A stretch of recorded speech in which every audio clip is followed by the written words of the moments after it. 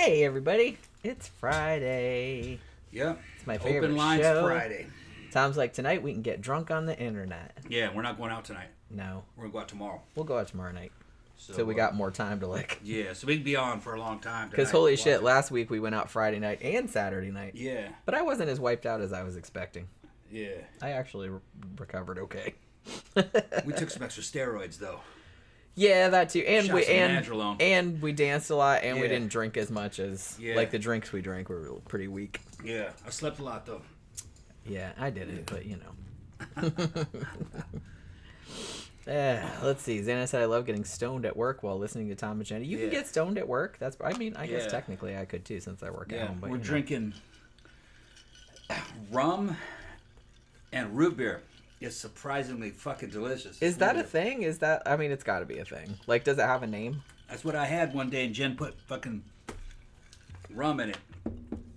I think it was a couple weeks back. And I says, man, that's good. I didn't know it would be good.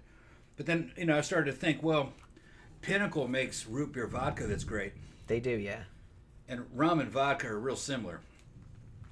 Now, spiced rum isn't, but just regular rum is kind of similar to vodka. Yeah, it works good. Regular ass rum. Yeah, if you like root beer.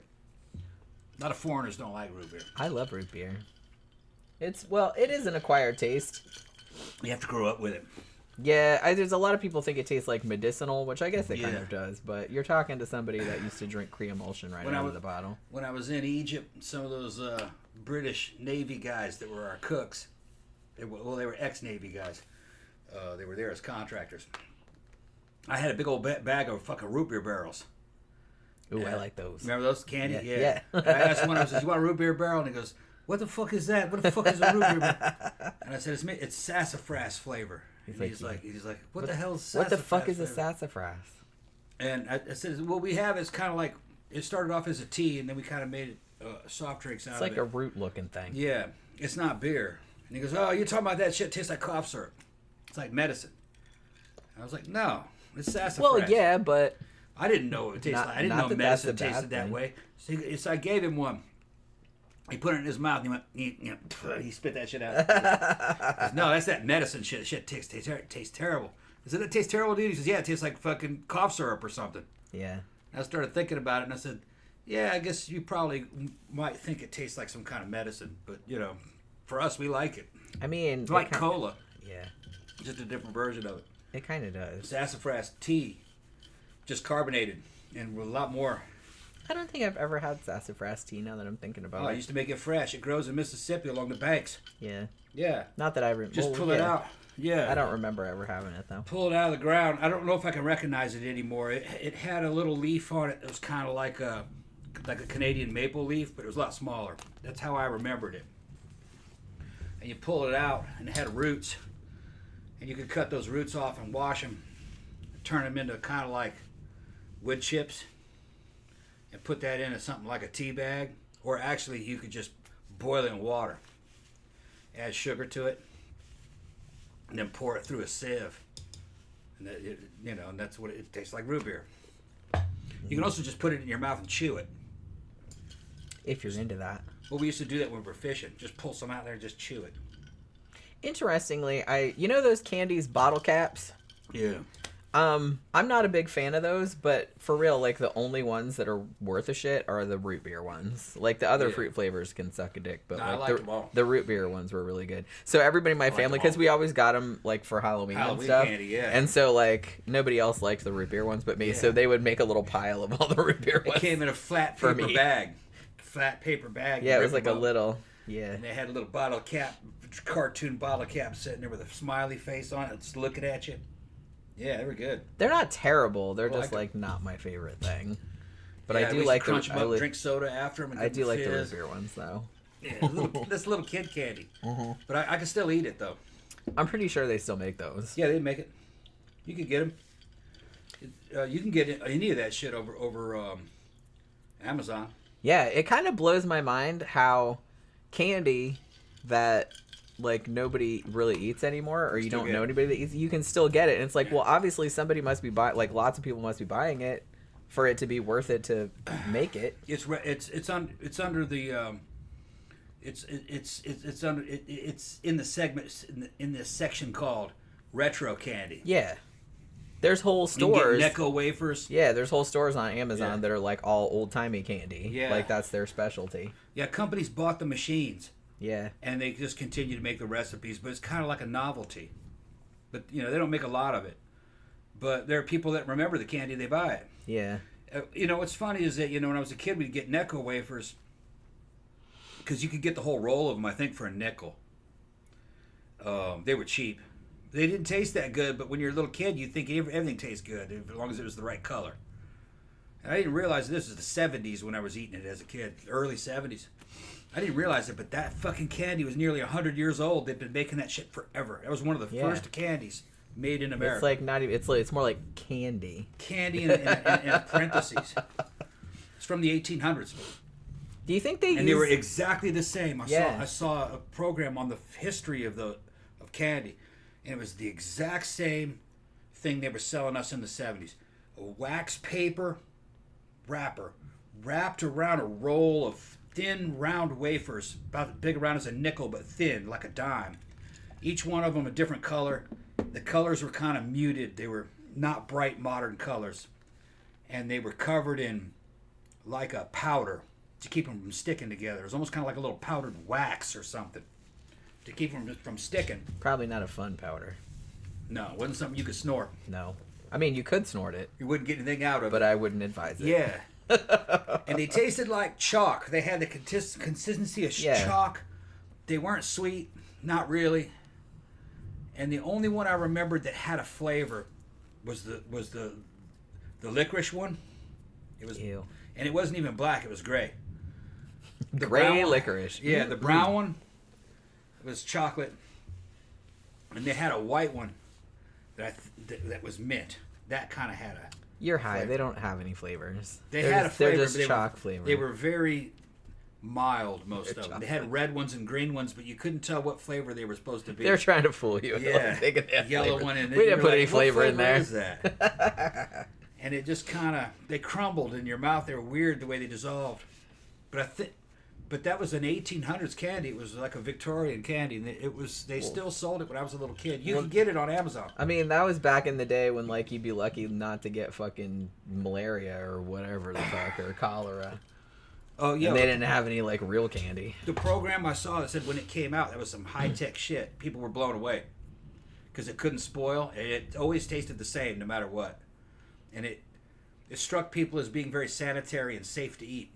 Yeah. Because everything was fucking rotten. You could open a can in the Victorian era and fucking rotten meat would be in it and you'd still eat it. That's fucking... Because you were hungry. Yeah. You were starving. The good old days. Yeah. Before the meat was rotten. There was like food inspection. And the meat was rotten when they put it in there. Yeah, there's like whatever. Yeah, they didn't give a shit. Nah. Why? You'll be fine. It'll toughen you up.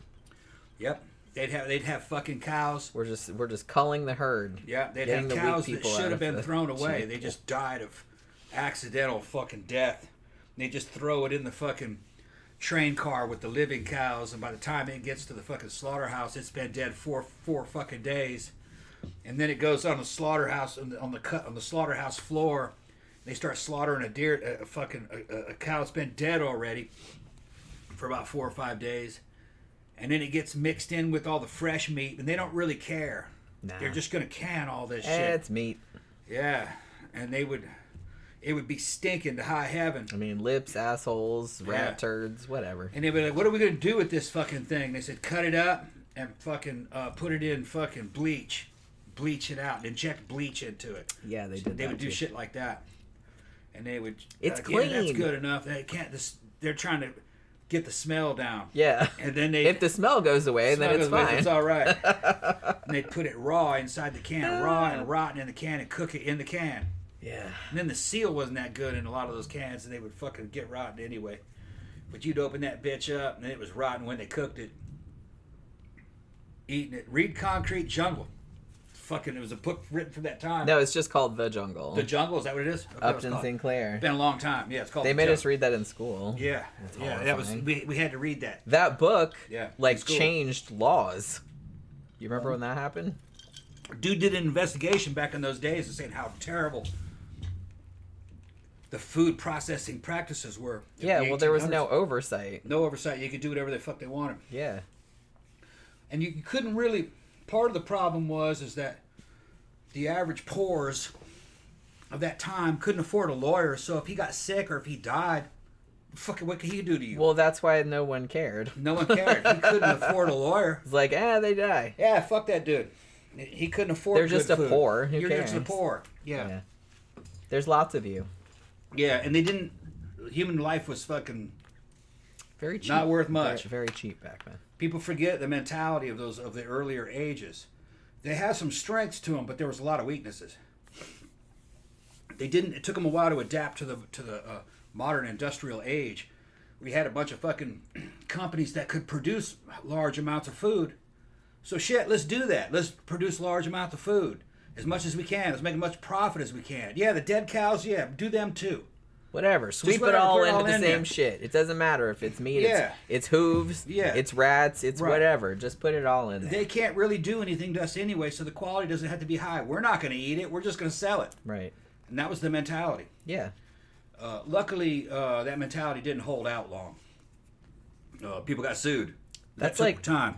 That's like a sociopath mindset. Yeah. Well, the early robber barons, basically, that built America were fucking sociopaths. Oh, they were fucking psychopaths. Absolutely. Fucking the Morgans. They ran the bankings. They were actually some of the better psychopaths. But the Carnegie, fucking shit. Who else was the other guy? Carnegie was the fucking steel baron. Was he the steel baron or was he the railroads? I thought he was the wait a minute. Railroad. Now I'm getting them all confused. Getting them kind of confused. They were all bad, though. They were bad. Well, you kind of have to be. And they would go to war with entire cities. They would destroy cities on purpose and lay siege to them by shutting down the railroads until they obeyed. They were fucking mean. Yeah, they were assholes. And by the time they became old men, they owned almost everything. And then they got into a race against each other to give away everything they had earned. And they didn't want most of them didn't want their relatives to have any of the riches. And it was because they were guilty, man. Yeah. They were Now, here's the thing. They're trying to get into heaven toward the end, I guess. Yeah, they had fucking...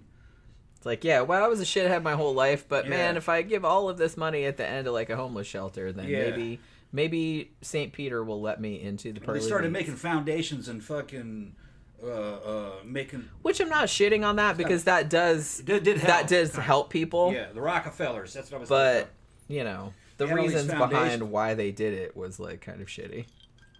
They were just psychos, and they were in a race to make all the fucking money and have all the power. They basically ran the United States, and I think they still do. It's just different ones now. Well, it's not any different. But like I said, it's. They just can't get away with everything that they used to that's what I mean. In a way, they still get away with it's shit. Similar, and they still do get away with shit, but they don't get away with the same kind of shit that they would have got away with back then. Yeah, they could get away with low-level abuse, shit that was just obvious. We're going to sell you poison. They could just straight up get away with it. Yeah, back then it's like no one did fuck all. They did nothing. We're going to sell you rotten meat. You're going to eat it. Yeah. Nobody's like, okay. Nowadays, you didn't really have any... Nowadays, it's more like, we're going to sell all your data. We're going to pimp you out to these other guys by selling your data. Or we're going to fucking pass laws to make you do something. And we own the company that you have to buy it from. They do shit like that all the fucking time. Same thing, we're operating at a higher level, more sophisticated level. But here's the thing. I can sit here and talk shit about the fucking robber barons. I'm not an anti-capitalist. Without those dudes, America and... actually Western civilization would not have leaped forward as quickly as it did against the rest of the world. We advanced 100 years in a period of like about 30 years at the expense of human life, but human life was cheap back then. And they eventually got their minds right. They're like, we can't do this forever. All right. But they did have some magnificent fucking abilities and powers, A lot of ambition. They would build things that we wouldn't even think of. Like, they just built Hoover Dam, and it didn't take them long to do it. And that's just still a modern marvel, that dam that they built. It's a hydroelectric dam. They did that shit a long time ago. And it was just an idea. It worked. I think they still use it. Isn't that still running? Yeah, as far as I know. Yeah. So there's a lot of good shit that they did. That's just the way the world goes. They're still talking about candy up here. Xana said they still sell Necco wafers where I work. Yeah, I've seen Necco wafers everywhere. So how obviously, much are they now, though? That's what I want to know. They used to be I never nickel. look because I'm not going to buy this fucking thing. Used to be a nickel for a roll of them about that long. Okay, Grandpa, they're not a nickel anymore. I think they were always. I think they are. They can't be worth much. Well, no, they're not. But it's just kind of like I would be. I bet you they're only a dime. No. Think so? I bet they're like 99 cents. I wouldn't pay 99 cents for that. Well, neither would I because they're gross. And like I always wondered if like they use them for communion wafers sometime. That's kind of like, remember that roll of paper that had the little buttons stuck to it? Yeah. What were those called? Dots? Dots. And yeah. They were different colors. Wasn't on like a thing like wax paper? It was like that kind of piece of paper that like that comes out of an adding machine. Out of an adding machine, about 3 inches wide or 2 inches wide. All the young people in here are like, what the fuck is an adding machine? You pull the dots off of it and you were eating it. Yeah. Yeah. You could pretend. Well, at least I pretended that it was LSD. When I was little. That was some fucking cheap ass candy. Now, from my Mexicans out there, man, you'll remember this one because during this era, I was living in California in the early 70s as a kid down in Long Beach. And most of our corner stores were actually Mexican owned or Mexican American owned or a mixture of the two. You know how it was kind of blended together back always, between who was Chicano and who was straight up Mexican. Well, they had Mexican candy in most of the stores I grew up in. And one of the ones that they sold a lot was like a fucking lollipop that was a pointed umbrella in the Mexican colors, green, white, and red. And you could see I know what you're talking about. Yeah, I've it was seen wrapped in clear plastic. Don't they have those at the restaurant / Mexican grocery that we go to? Yeah. There's one like just a few miles from here. In our days when we were a kid, they didn't have much flavor, but we always bought them. And they also had a rack of stuff like dried shrimp that had been salted and prunes that had been salted in these little bags, which was they were kind of like Mexican munchies. Got to keep you regular. They were just snacks. I don't know if prunes actually keep you regular. Yeah, that's what old people always say. They were like whole shrimp, just the tails. Actually, yeah.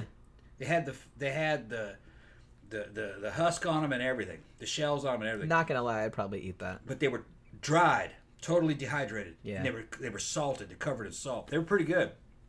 And you just ate the whole thing like popcorn. That sounds kind of good. Yeah, they were good. I love shrimp. They were real salty though. And then the prunes were just totally encrusted with salt. And we used to eat it, and they would just, you'd be like fighting it. When you were a little kid, you have powerful tastes. You're eating salty prunes when you were a kid. You just sit there and you'd put them salted prunes in your mouth and be fighting it. All like that. You'd give one to somebody else, and you'd be in a war again, because you're like 6, You're sitting there in a war against a salted prune. Oh, this is terrible. We need to let's eat another one. Yeah. They were kind of dehydrated. Well, prunes are dehydrated. Yeah. What are prunes a dehydrated form of? Is it a what do you call it thing? Not a pear. No, it's not a pear. It's like what the fuck? I can see it in my head. Yeah, I can see it too. And I can't think of it. It's red. It's red. It's got a yellow side. Getting old sucks, you guys. Yeah, it's one of those.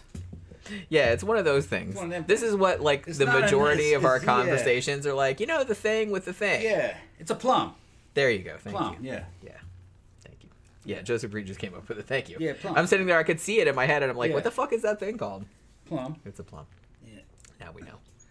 I can't remember words for things anymore. My brain's like Swiss cheese.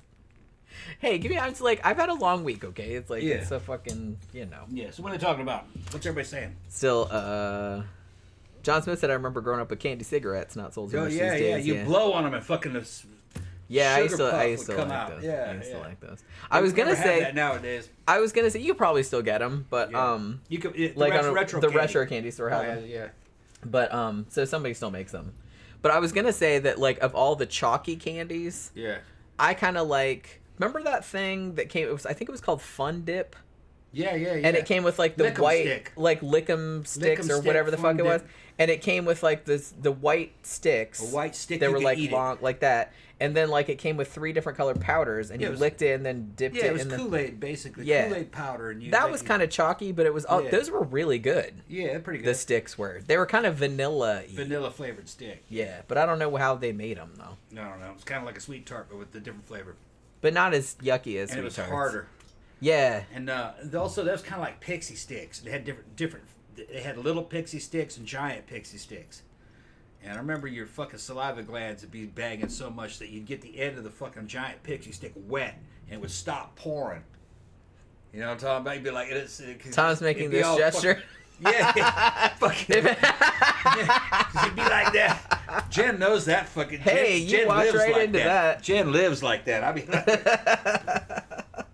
That's why I thought it was so funny. Yeah, you'd be a little kid, your mouth would be water, and you're trying to pour that fucking pixie stick dust down that plastic tube, and the saliva would get sucked up into the tube and make a fucking plug, and you'd like try to pull that shit out of there. Remember that? Yeah, I remember. Yeah, and then like sometimes you get frustrated and you get hung up in there, and you'd have to take a pair of scissors and cut it. Yeah, you had to go get your mom's scissors. Where'd she put the scissors? Yeah. And cut about 1 inch of it off and fucking blow that shit out, eat that, and then just, it's all dried out now. Did you ever snort it? No, fuck no. Never even thought about snorting anything. I thought about it. I never did it, though. Another thing that we had these Coca-Colas. It was like a wax bottle, and you bit the top of it off, and it had like a fluid, and you drank it, and then you ate the bottle. It was just like clear wax. It's wax. Yeah. Yeah, there were lips like that, too. Like somebody mentioned like up thread a little bit. And they were different flavors. Some of them were like fruit flavors. Some of them tasted like Coca-Cola. Yeah. I kind of feel like, as far as candy, because that's the only time I ever got that was like on Halloween, because I would never buy that. But I kind of feel that's like a low to middle tier Halloween candy. You were just kind of like you would eat that like at the end when all the good shit was gone. Like you ate all the Snickers, like the fun size Snickers. You ate all the Reese's peanut butter cups. You ate all the good shit. Well, and then you're kind of left with like, well, there's bit of honey and there's some bottle caps. When it was like 75 or 76 and your mom gave you $1, you thought you were rich. You'd run down to the Mexican candy store and try to get as much as you could. So you didn't go for high quality candy that would suck up your dollar. You went for all the real cheap quantity, shit. Not quantity. Quality. Yeah, quantity. Yeah. So that's how we. I'd rather pay more and get like one thing that I really like than a bunch of shit I don't really like. When you're a little boy, you don't think that way. Well, no. It's the more that you have, the better. Like, look, I have plenty. Look at all this. Yeah, my empire. My empire of candy. $1 worth of candy. Yeah. $1 worth of candy. Yeah, my empire. That's what it's like, man. Somebody, I tell you, man, it was the high. I remember the advent of Jolly Ranchers. Now, Jolly Ranchers are good. I'm not a huge hard candy fan, We walked into the fucking store one of the days, and we saw these little bins, metal bins. They looked like they were hanging from the front of the counter, and there were 20 different flavors of these little sticks. And we're like, "What the fuck is this?" And they were cheap. They were like $0.05 each. They were like, oh my God, what a time to be alive. Like, what the fuck? And there was different flavors. There was watermelon, there was cinnamon, there was lemon, there was green cherry, apple, green apple, pineapple, all these different grape. So we went fucking crazy, man. So get that stick, you know. So we got a stick once and tried it. And I think I got grape first. I said, yeah, this is good. So I went in there and got the watermelon one. That was even better. So the watermelon is clearly the best flavor. I remember I had the grape first, I think. So, man, me, Jimmy, and Mike would go down there, and once we got addicted to Jolly Ranchers, we'd have fucking shit tons of them. You know, like maybe $1 each. Nothing but Jolly Ranchers. We'd fucking strip them things up and be sucking on them like that, and they would flatten out, and they would fucking mold themselves to the roof of your mouth and become kind of like a retainer. Yeah. We'd pull them out, and we'd go, look, it's like a retainer. And we'd put them back in, and they'd get sharp on the edges, and they'd cut the shit out of your fucking mouth. They were like a razor blade on the end of them things. But we loved them, though. And then after you got done eating 7 or 8 of them things, the inside of your mouth was just ragged, raw. Yeah, it's all chopped up. Well, from the sharp angles on the thing. Yeah. And like after you eat some dry ass Captain Crunch. Yeah. Sharp angles on the things and all that sugar and all that fucking tart, all that kind of tart flavoring that they use would like burn your tongue when you were a kid. Just burn your tongue up. You didn't care though. Worth it. You should be all scarred up, man. Fucking head and tongue and have to heal up. Feel like sandpaper. Scott says, I thought the Lick-A-Maid sticks tasted like banana. No, it was more like vanilla. Well, see, flavorless. I hate banana. Yeah, so if it had tasted like banana, then I would have been like, what the fuck is this bullshit? Because I don't like anything. And I especially don't like... I'm ambivalent about actual bananas. Like, I can take them or leave them. I don't love them, and I don't usually eat them. But artificial banana flavor can fuck right off. Yeah. I hate artificial banana flavor. I like It's awful. I know you like it. Yeah. But you even bought the banana Twinkies the other day. Fucked her up. Yeah. Because banana Twinkies he's like, I just bought banana Twinkies, like so I wouldn't eat them. They got new Twinkies, man. They got regular Twinkies, got banana Twinkies. They're good. Fuck and then they have chocolate Twinkies. I don't know how I feel about that. The Twinkie is chocolate and the filling is chocolate. I haven't had them, but they got them over there at the dollar store. That might be okay. I've never had one though. We've been getting. He went over. He's gone from Little Debbie. Yeah. He's gone over to Hostess. Yeah. So he started getting like the little pies, like the little apple and cherry pies. Yeah, they don't make the big Hostess pies anymore. They make a little half size. That's okay though, because I don't want to feel like a fucking, Oh, my bitch ass would go down there and fucking buy a whole case of the full. Well, you could just eat the whole box. Yeah, I could eat a whole fucking case and say, yeah, give me 12 fucking pies. Yeah, I love them things. They're good, but I like that. They're small. Yeah. But that's good. It's just like little snack. You can diet on them. Yeah, you don't feel like disgusting like afterward. Like, oh my god, I just ate a whole fucking pie. You know. I liked the cherry ones. I liked the lemon ones. I liked the apple ones. They were all good. I wasn't real big on the chocolate ones. They had chocolate ones. They weren't that good. They had the chocolate pudding in them. Yeah, they were okay. I used to like those when I was a kid. Not the Hostess ones, but what were the ones? It must have been Dolly Madison because they didn't have the... Yeah, I think it might have been Dolly Madison. The Peanuts characters on them. I think that might have been Dolly Didn't Dolly Madison own the Peanuts characters for a while? Yeah. And they had like a bunch of stuff. And they used to have like a Snoopy pie that was like a chocolate pie, but it was like fucking huge. It was like this big. Yeah. And like every now and then I used to get it. And even though I was like a pretty... chubby little kid. Well, I wasn't a chubby little kid. I was chubby, like a chubby preteen. And even I couldn't eat that whole fucking thing, and that's saying something. I don't know. It could have been Hostess. I remember it's either Hostess or Dolly Madison. I ate them both. But I remember there was a chocolate one. I would probably like that.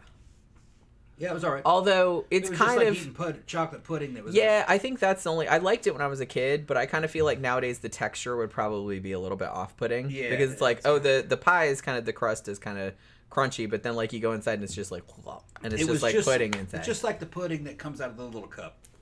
Oh my god, I remember those. Those little. Remember back in the day, like back in the 70s, when the chocolate pudding came in that little metal can with the pull tab. Oh yeah. That looked like a cat food can. Yeah. And like they with a little spoon on the side, and like they would send you to school, like but in your little. I like those things. They had chocolate in your little Charlie's Angels lunchbox, like they would put that shit in there. Chocolate and vanilla. That's all they had. I bet you. You tell you what though. It's probably good for you because that was probably whey. Which was mostly protein. Yeah, I don't think it was like actual real food. No, hell no, that wasn't real pudding. It was probably whey, which is the same thing you use in fake cheese. Yeah. So it was probably good for you. The thing is it was never chilled. Yeah, I mean, chocolate pudding is really only good if it's cold. Yeah. Like my grandmother used to make it all the time. Usually chocolate pudding because that's what we liked, but she would make other flavors sometimes. But like she would always keep it in separate bowls, like for everybody, like in the refrigerator, and it was like way better. Like when it's just room temperature. Oh, this talk. I'm gonna get some. Ew. Oh man. Okay, so before we did the show, it's still kind of stormy outside, but it was storming like really bad, and I was like, holy shit! Like I hope the power stays on, which it has so far. But I said, well, the only good thing about the weather being kind of shitty is that our stupid neighbor 2 doors down won't blare his fucking stereo all night, but I just heard it. So he's like, okay. I'm not gonna eat these right now. Yeah, I'm gonna eat one. These are what are these? Hostess cinnamon rolls. These are Hostess. These are like little coffee cakes. Coffee cake, that's what it is. And these are actually really good. They make everything smaller now. See. Well, like I said, I don't feel like 12 cakes, but it's like the size of a fucking cookie. They're good though. Yeah. And I don't feel like a pig like eating them, so you can just eat it for a snack and you don't have to feel like it's a whole meal. You know what I mean? John Smith says, for me, it's the scent of that hard candy you used to get in various cards, like Garbage Pail Kids from my generation. The candy was crap, but the smell was awesome. Yeah. I mean, yeah, there's a lot to be said for smell bringing up like a lot of nostalgia. Xanada says, underrated candy bar is Mr. Good Bar, one of my favorites. Ooh, I totally agree with you. I will eat pretty much any candy bar that has like lots and lots of peanuts in it. Like, I even love Payday bars. I know that's a controversial opinion.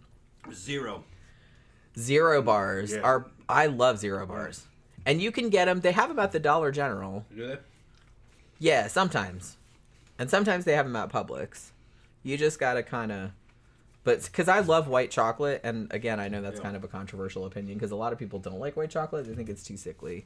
But I really, really like... Honestly, when I was a kid, every time Easter rolled around, my parents and my grandma knew to get me all the white chocolate bunny. Like, everybody else got a chocolate bunny. I got a white chocolate one. Yeah. Because that was my favorite. I liked the, remember the Clark bar? Yeah. It's like a nougat bar fucking covered in chocolate. It was chewy. I like Clark. And I think that was one of the smaller companies. I haven't seen that around in a long time. Who makes the Clark bar? Mm-hmm. I don't know if they still make Somebody those. could look it up. It's on the internet. If I'm gonna eat a candy bar, I want something that's like, I like crunchy. Same thing with ice cream. Same thing like, I don't like just like something like Three Musketeers like that. Those are good, but it's not ideal. That's kind of like I said, like a middle tier because it's squishy. It doesn't really have any like texture to it. I like stuff that's got like nuts in it, usually nuts or crunchy things or something. Another one I haven't seen in a long time is a Uno bar. Like a Zero. Yeah, I don't know if they make those anymore. But all of the ones, I think they made one. Who the fuck made this? And this wasn't that long ago because I remember buying one in like 2013 or 2014. It was called a Take 5. Oh, yeah. You remember those? Yeah. And I think did it have nuts in it? And it might have also had pretzel bits in it. Everything was in there. And then it was like chocolate on the outside. There was other shit in there too, but I don't remember what it was. Like broken glass. I don't know. There was a bunch of other stuff in there too. But it's like, I really liked that. I don't know if they make it anymore though. That might have just been like a limited time thing. But I like something with like a lot of texture to it.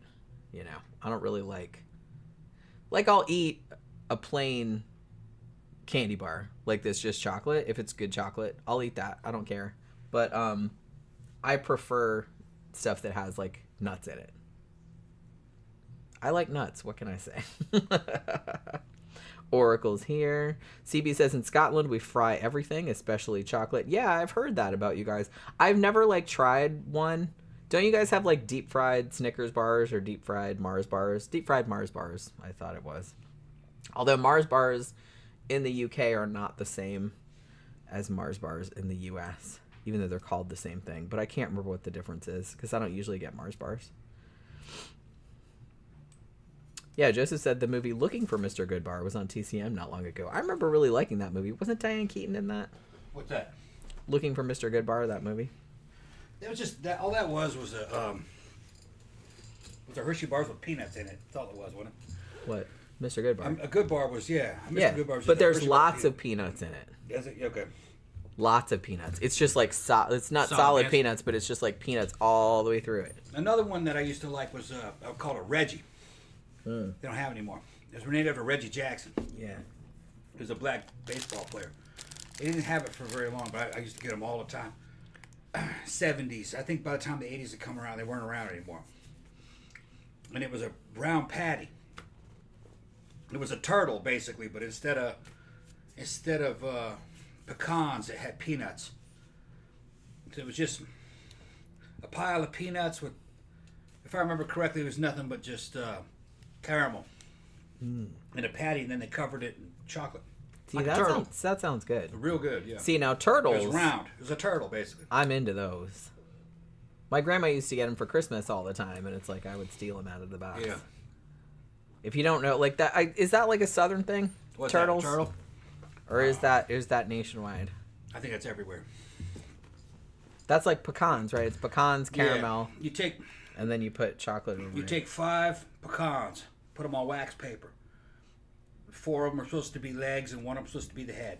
Yeah. And then you pour a dollop of caramel over it, and it will dry. And then you pour chocolate over it. If I remember correctly, it was chocolate. Yeah. Over just the top of it. But you let the little eggs stick out, and they'll just cool.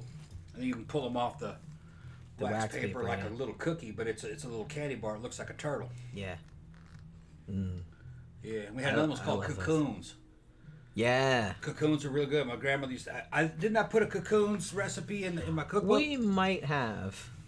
They're pretty easy to make. They're like no cook. And you can put different shit in there. No, the ones we had cooked. Oh, okay. You cooked them. Oh, I'm thinking of haystacks. Yeah, not haystack. No, I'm thinking of haystacks. Cocoon was a basically it's the same it's the same cookie as a pecan sandy that you can get. It's a shortbread. Like a shortbread cookie with pecans in it. But then you roll it. It's got a lot of butter in it, and you roll it in icing sugar, powdered sugar, and it's shaped like a butterfly cocoon. And you put them in a can with a lid on the top of it, and they can just kind of sit in there, and they get the butter comes out of the cookie that soaks into the powdered sugar, and it kind of makes an icing on it. It's fucking good, man. Imagine a pecan sandy with a fucking bunch of powdered sugar that has kind of coagulated into it like a buttery. I love pecan sandies. Powdered sugar, yeah. I love pecan sandies. I love Lorna Doones. Yeah. Any of that shortbread shit, I love shortbread cookies. And like pecan sandies are good too because it's like not only is it a shortbread cookie, but it's also got nuts in it. Yeah. Which I love that shit. Every time we haven't made cookies in a while, but we used to make cookies every now and then. I make a shit ton of them at once. Yeah, we'd make like a whole bunch. Usually we made oatmeal cookies because we always have like a fuck ton of, oatmeal like around the house.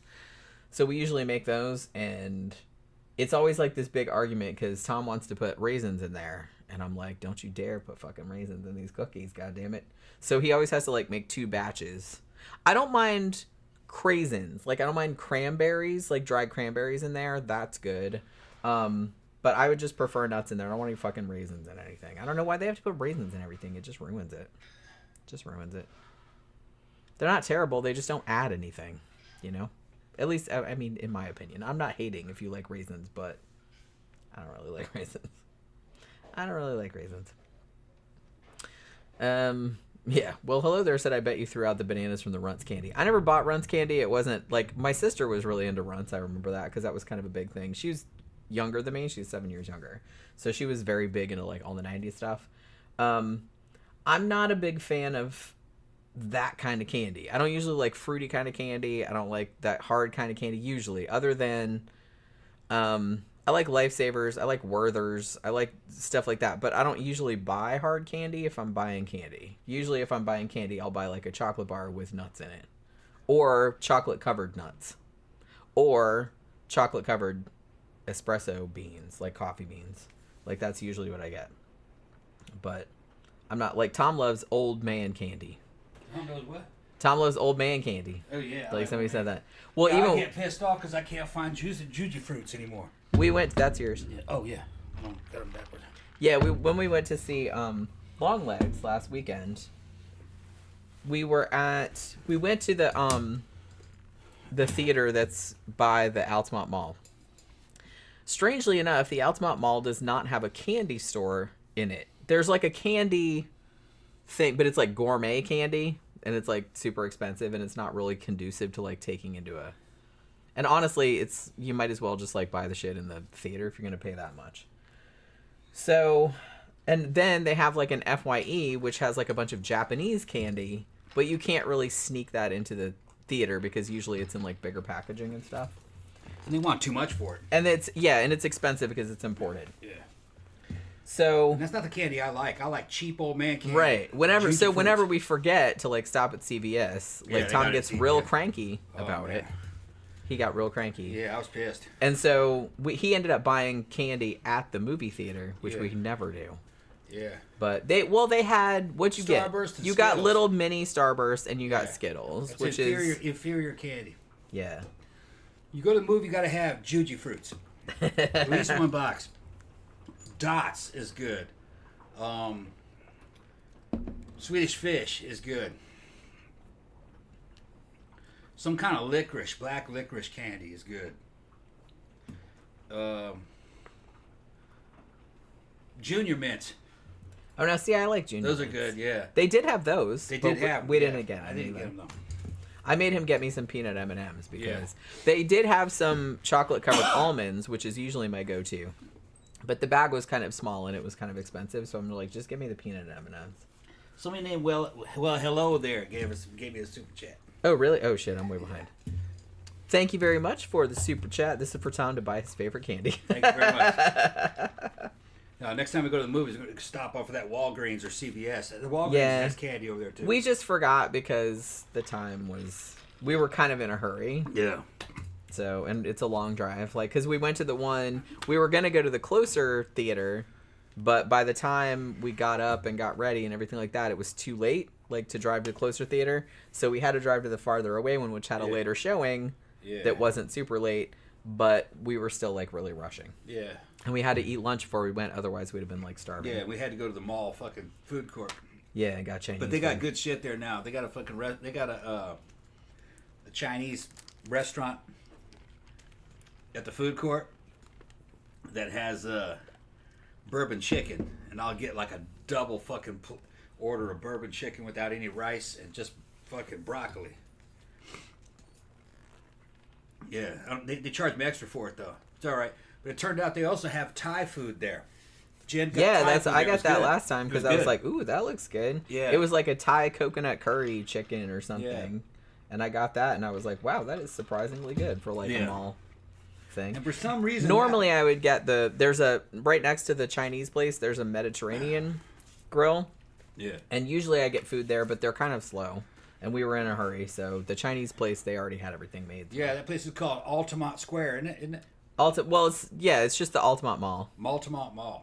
Yeah, outside of Orlando. You can look at it on Google. Definitely not a dead mall. That place is fucking packed. Always. Packed. We went in there before the movie, and we were in there at like 2 o'clock in the afternoon. The food court was packed. We had to like pull a table away from another, like, because, hey, are you guys using this? And like, because all of the other tables were full. Pretty much all of Central America's in there. They're eating it up, bro. They're loving it. And I don't think there are any empty storefronts in there either. No. Well, I think there's one, but it's coming there. Oh, well, there's one Anchor that's not. I think the Sears is gone. Sears is gone. Yeah. But like other than that, the Dillard's is still there. The Macy's is still there. Like there's a lot of. I mean, and it's crowded every time we go. I don't know why. I think it's the location. It's the location. There's a bunch of housing complexes around there. It's kind of a hub. Like there's where the mall is. There's a huge theater. It's 18 screens. Like right across. It's just like across the parking lot. And there's like all these restaurants around there. And then like right behind there, there's a huge park. And that's usually where Altamont does its 4th of July, like fireworks and all that. So every time there's an event, like they do it there. There's like a big like lake and all this other stuff. And all this stuff you can walk around. And then like on the other side of that, there's like a bajillion like apartment complexes. Yeah. So a lot of people like live and work within walking distance of this mall. So that's where they're hanging out. So every time we go to this mall, it's like there's a million people in there. Yeah. Yeah, and the food court's got good restaurants in it. It had an Indian restaurant in it, but it closed down. Yeah, the Indian restaurant was surprisingly decent. But I only ate there once or twice, and then like when I went there last time, it wasn't there anymore. It's got a Japanese restaurant that has sushi. Has a Chinese restaurant. I think it has 2 Chinese restaurants, basically, doesn't it? It has a Chinese place. Yeah, I think it has 2 Chinese. Well, one is Chinese, and one is more just generically Asian. One is specifically Japanese. Yeah. There's a Mexican restaurant. Yeah. There's a Taco Bell. Yeah. There's a Mediterranean restaurant. Yeah. There's... It's like a Greek restaurant, kind of. Yeah, it's Greek. Yeah. And they got good food in there. Yeah. I usually eat there, but they take a long time. Because they go, if you get like the sandwich or whatever, or the gyro, they go and like carve it like off the thing, so it takes a while. But then what else have they got in there? There's a Philly cheesesteak place. Yeah. There's no pizza place in there, is there? I think there is an Italian place. It's not Sbarro though. No. Is there? No, I don't even think it's an Italian place. There used to be a Nature's Table, but it's gone. Yeah. And I think there's isn't there like a yogurt place, or that's gone now? And there used to be a yogurt / coffee place. Yeah, that's gone. That was actually pretty good. We got yogurt and coffee there a couple of times. It was just too expensive. Yeah. They weighed everything. Yeah. Remember? Yeah, that's right. You get the cup, and then you get you put all your stuff in. They weigh. You want $8 for that? It went out of business because of that. Yeah. Now there's like what is it now? It's like a cell phone store. It's a cell phone store, I think. Yeah. Or something like that. And then next to that is like I don't know why we're talking about this. But, well, we got to talk about something. Yeah. There's kind of like a place that's kind of sells used and new DVDs and fucking trinkets and t-shirts, cool t-shirts and shit. Well, it's an FYE. It's an FYE. Yeah. That's a chain. And then you can buy those 1-up video games there. Interestingly, back in the early 1990s, I used to work at a company that eventually became FYE, which back in 1993 was called Record Town. Yeah. Which is like even in 1993, that was a pretty old-fashioned name.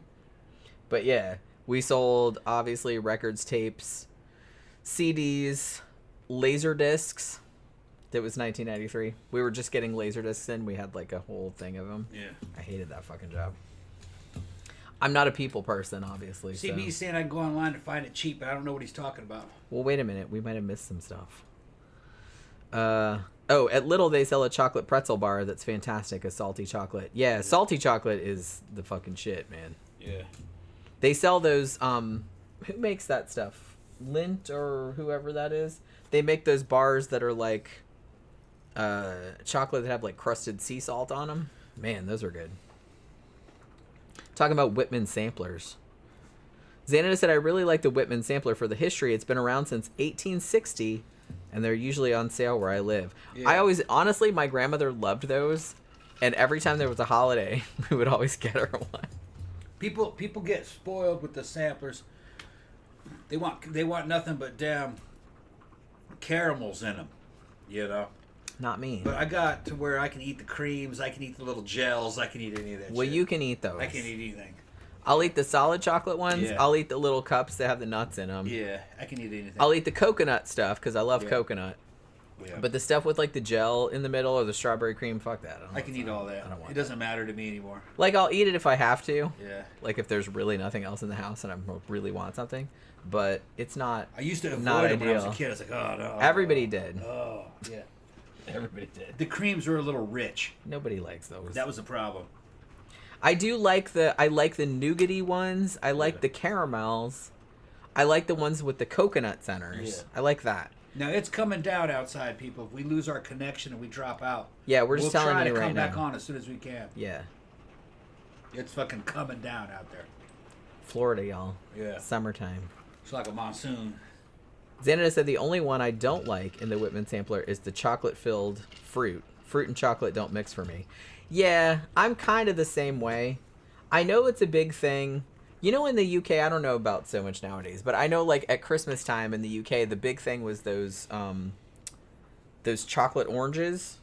Like it looks like an orange, but it's made of chocolate, but it's orange. It had like orange liqueur in it or something. Yeah, yeah. And you kind of hit it like that and like all the slices fall apart. Yeah.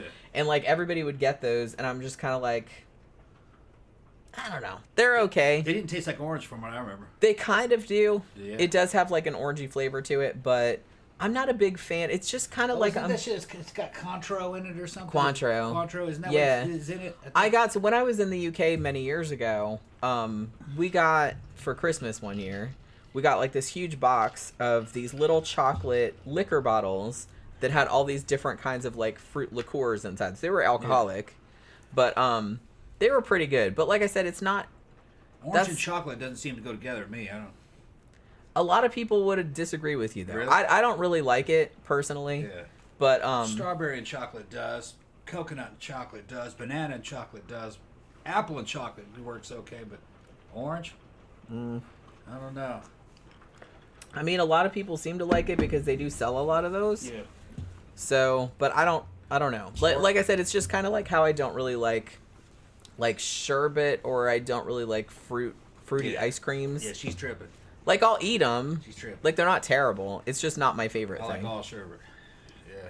We had, like, the ice cream that I bought last time, because every now and then we'll go and, like, you know, Publix will have BOGO. Yeah. So we each get a flavor. And the one I got last time was, I think it was cappuccino chunk. Mm-hmm. So it's like cappuccino flavored, like coffee flavored ice cream with like big chocolate chunks in it. Yeah. And it's like, that shit is delicious. That's like really, really good. But yeah, well, hello there said raisins. I think I'm going to be sick, right? I don't understand. Don't put raisins and stuff. Come on. I'm sure you guys have noticed that we don't have Ariel with us. She's out sleeping on the couch. I forgot to bring her out. I know you asked me like 15 minutes before the show started, should we bring her in? And I was like, well, yeah, it's up to you. And then you just didn't. I forgot about it, yeah. He just like spaced out and forgot to bring her. You could still go bring her. Nah. It's early. She's good. It's early. Yeah. If people demand it, I might, but... Somebody might demand it. I'm not sure she's got any... I don't even think she got panties on. I don't know. I have to go check her. I mean, as long as you don't show any cooch or anything. Yeah, that's right. I can put her in any position. You can put her in a position. She's just curled up on the bed like she's asleep. Yeah. I always leave her in a realistic position. Yeah. Like either she's awake or asleep. Which is funny because, I mean, she's not real. Yeah. But it looks funny to see you her. feel kind of bad, like just leaving her like all fucked up or something. Yeah. So it's like. He always has to like maneuver her into a position where it looks like a real person. Where she looks relaxed. Right. Now she'll put you on edge. Yeah, because every time you walk by there, because every now and then, like we keep her on the couch in the living room usually. Yeah. Sometimes we put her on there's like a chair, like in the corner of our bedroom. And sometimes he'll put her on that chair. But it's like he always has to maneuver her so she looks like she's like chilled out and relaxed. Because he's like, otherwise I'm not going to be able to sleep. Because I'm going to wake up and look at her and she's going to look all fucked up and uncomfortable. Yeah. Which I was like, okay, I understand. I understand. Phantom asked me, would I be down for a remake of Burnt Offerings or against it? Only if you ask me, I'm gonna let Jenny say what she wants to say. But go ahead, say what you want to say.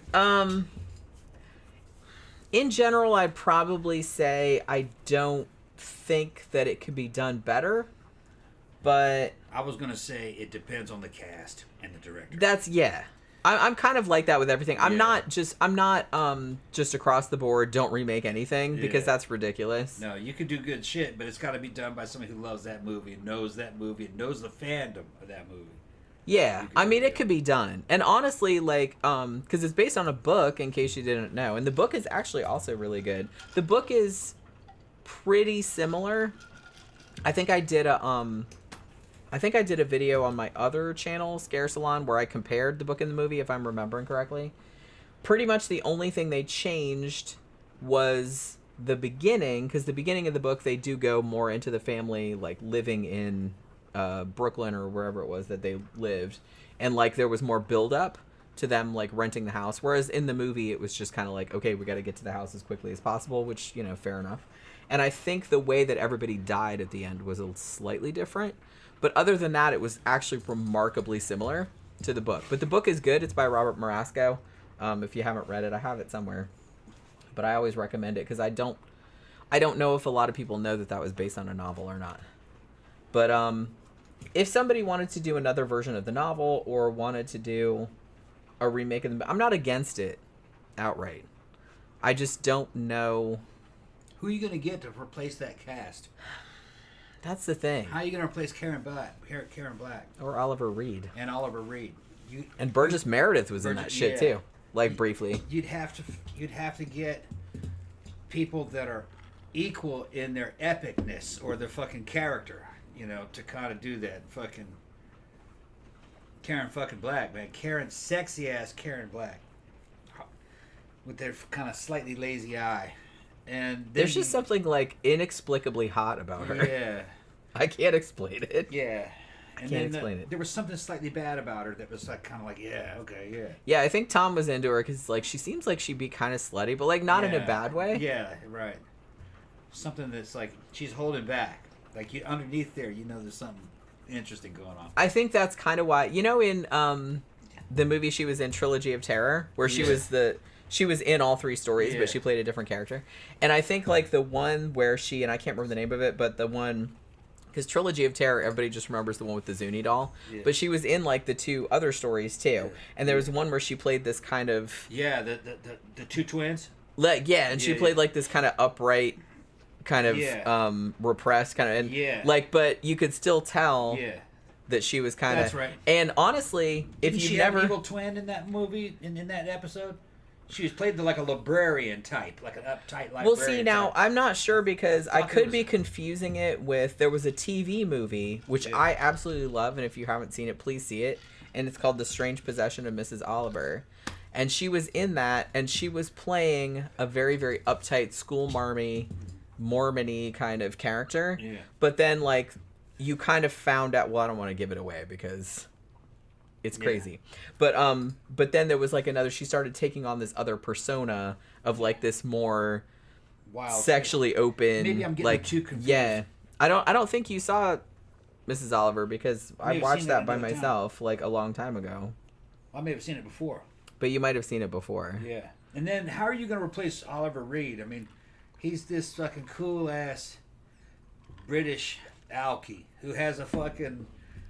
It looks like he's got a mean streak, that he's a cool dude, but you think he might beat your ass or turn on you with a little bit of provocation. So it's always kind of exciting, so like hanging out with him. This guy's kind of like on the edge. It's like he might be kind of cool, and he might be like, "Hey, bro, what's up?" And then he gets drunk, and he wants to like, fucking kill you. Yeah. He's like that, you know what I mean? You never know how the night's gonna go. Right, and then he's not a jerk. He's not a fuck off. You know, he's got gravitas to him, his voice and everything. So you take him seriously, you know.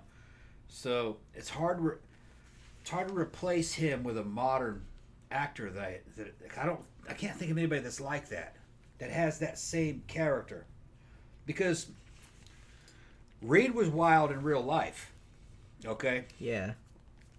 He'd come here to the United States and get arrested, drunk off his ass, as one does. Walking down the street naked, butt ass naked.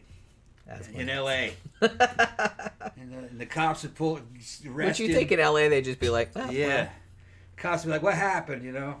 What happened? I'm Oliver Reed. God damn it. They're like, oh. What happened? He goes, I was in an arm wrestling match with the Marines. You know what I mean? It was a whole thing. It was a whole thing. And then he fucking started taking clothes off and fighting the Marines and shit. Sure, it happens. Yeah. We've all been there. He looked like he was fun to drink with, but he out of control. But he was cool. He was a very cool dude. But... He's fun to drink with until both of you get so inebriated. And then like the next morning you wake up and it's like that movie The Hangover, where it's like there's a tiger in your room and a random baby, and it's like you don't really. You got know, a black eye, and you don't know where you got. You don't know where you got the black eye. Your butthole's kind of sore.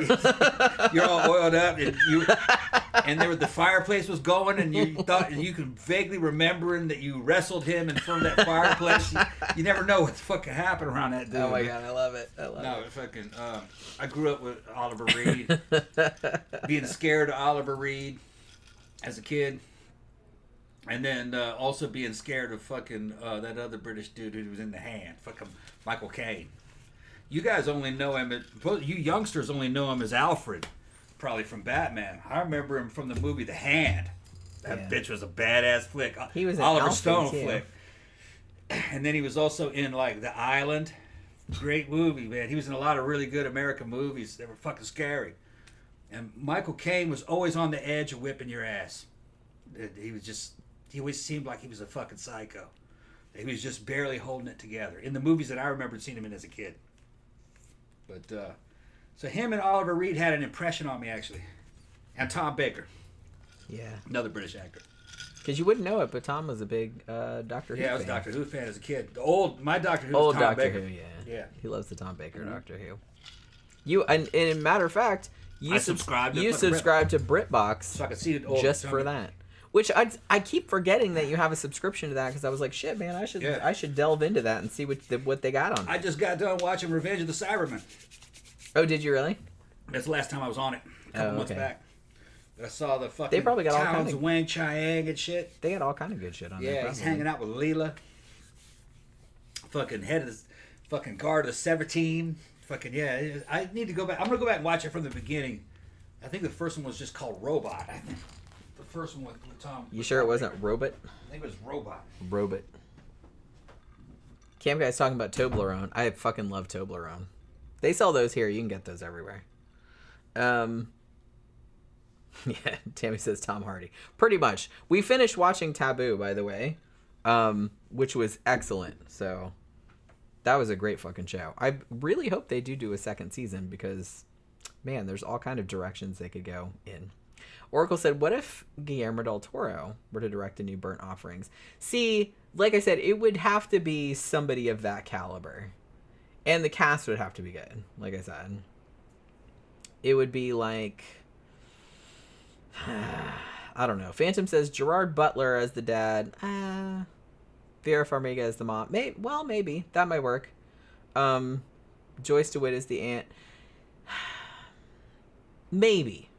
I don't know if I'm down with Gerard Butler, though. Not quite. It's similar energy, but not quite the same. I don't know. It might work out. It might work out.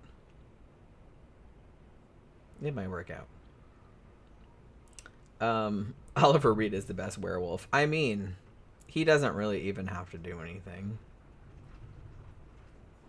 Oh, Tammy says, Eddie Izzard has a movie coming out soon. Dr. Jekyll looks really good. Ooh, I'm going to see that, definitely. CB says, Jenny, I think The Long Shadow is on BritBox. It's about the Yorkshire Ripper, but from the perspective of the victims. Well, shit, I'm going to have to watch that then. I've always been fascinated by, like, the Yorkshire Ripper BritBox is only, like, $4 a month. Yeah, it was just like an add-on. Yeah, I don't even notice it, yeah. And it's like, and I keep forgetting that we have a subscription. Yeah. We have, like, a subscription. We have... Amazon Prime, Netflix, Max. I get that through my phone plan. Shudder, Hulu, BritBox. That might be it. And of course, there's free ones like Tubi and Pluto TV and shit like that. Which Tubi actually, even though their search and their categorization sucks donkey balls, there's a lot of good shit on there. Admittedly, you do have to look for it. Like, you have to know what you're looking for, like, to find it. Because if you're just gonna scroll, it's gonna take you like 5 million years to like find anything. Because they don't even have anything. They're kind of in categories, but not really. It's not curated very well. But it's free. What are you gonna do? But they have like a lot of good stuff on there. A lot of good stuff. All right, I gotta pee. You talk. All right. Leslie's saying a new Burnt Offerings. Yeah, that's what we had Kubrick's The Shining yet. Yeah. I don't know. No, you can't really remake The Shining. You're not gonna be able to fuck with Kubrick's Shining. He knocked that one out of the park. And if you wanted to see if you wanted to see The Shining as written by Stephen King, you want to see the TV series, which everybody hates it, but I liked it. I like the TV series. I don't own it, though. I got the Stand. Somebody sent it to me. It's a remastered version of the Stand. It's good. It's a TV series. But the TV series of the Stand, I liked it. It's pretty much exactly like the story's told pretty much exactly the way it is in the book. If you want to know what Kubrick's movie is about and where those ghosts came from, you can watch the TV series and it pretty much explains it. Now, it's not perfect, but it's pretty close to the book as I remembered it at the time when I last saw the TV series. There's a lot of differences. Halloran lives. He doesn't get killed in the book or the TV series.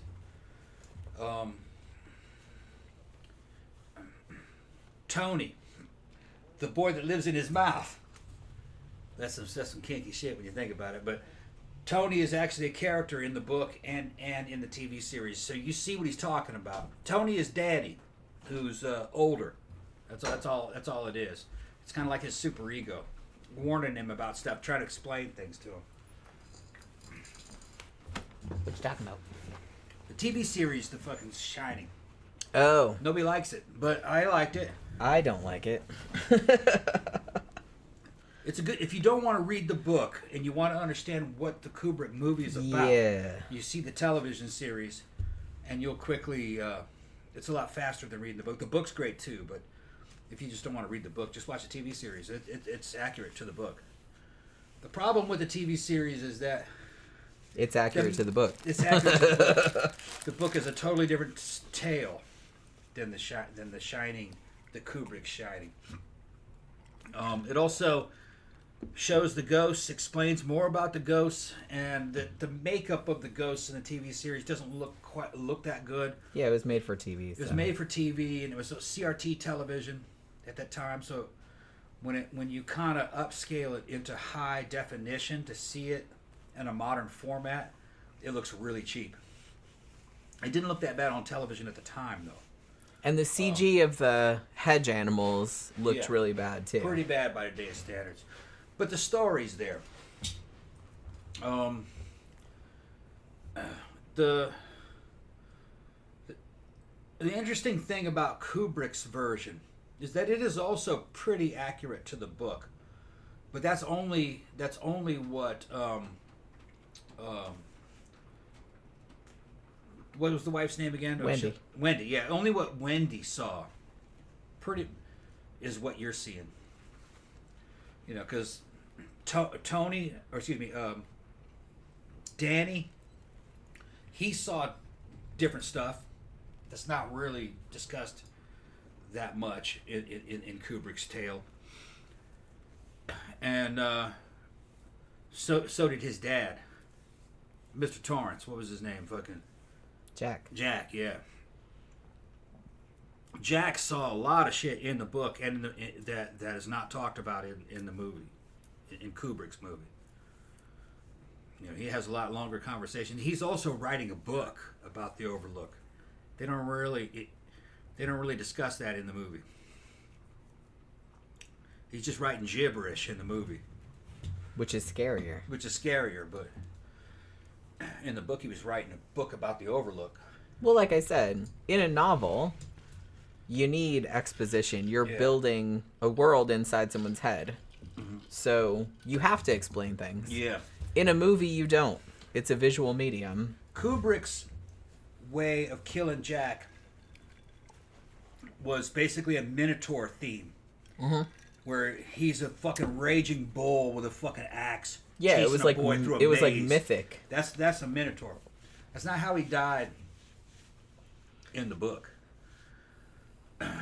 or in the TV show. He dies in a very different way.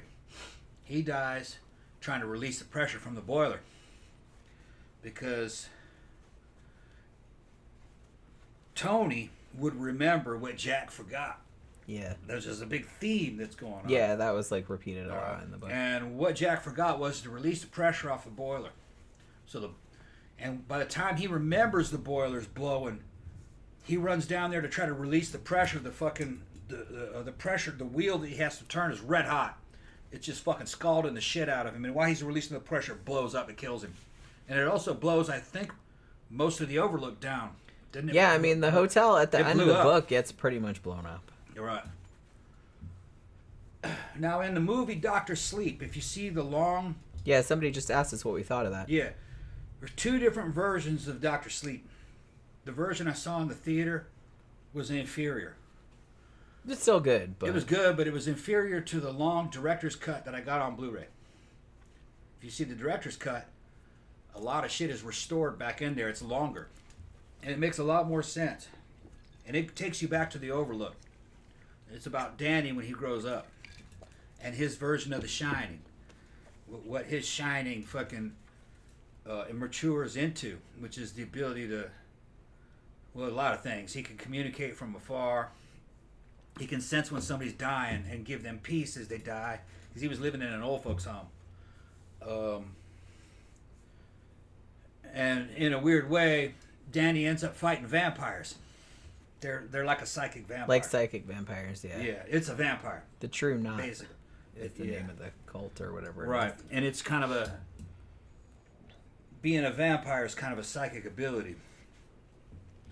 To be honest, I'm going to say the movie Dr. Sleep, it's not as good as Kubrick's The Shining, but It's one of the very rare instances, and I hardly ever say this, I liked the movie better than the book. Because I read Dr. Sleep. I didn't really like it all that much. But the movie was, like, actually... I never read it.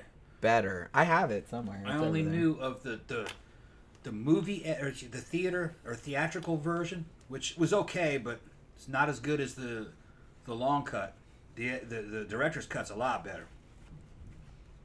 It makes a lot more sense. And it follows up on a lot of stuff from The Shining. A lot of the ghosts that Daddy saw from The Shining, you see them again. They come back. Yeah, Xander said the acting in the TV series is dreadful. That's another major drawback. Yeah. I saw pieces of it and I turned it off. Yeah, they kind of got... Like, Rebecca De Mornay is in it, and she's usually pretty solid. Steven Weber is in it, playing Jack Torrance, who was on Wings. That was probably, like, his most famous thing. And he's fine, but it's not really... I don't know. It just came across as very TV movie to me. And it just seemed...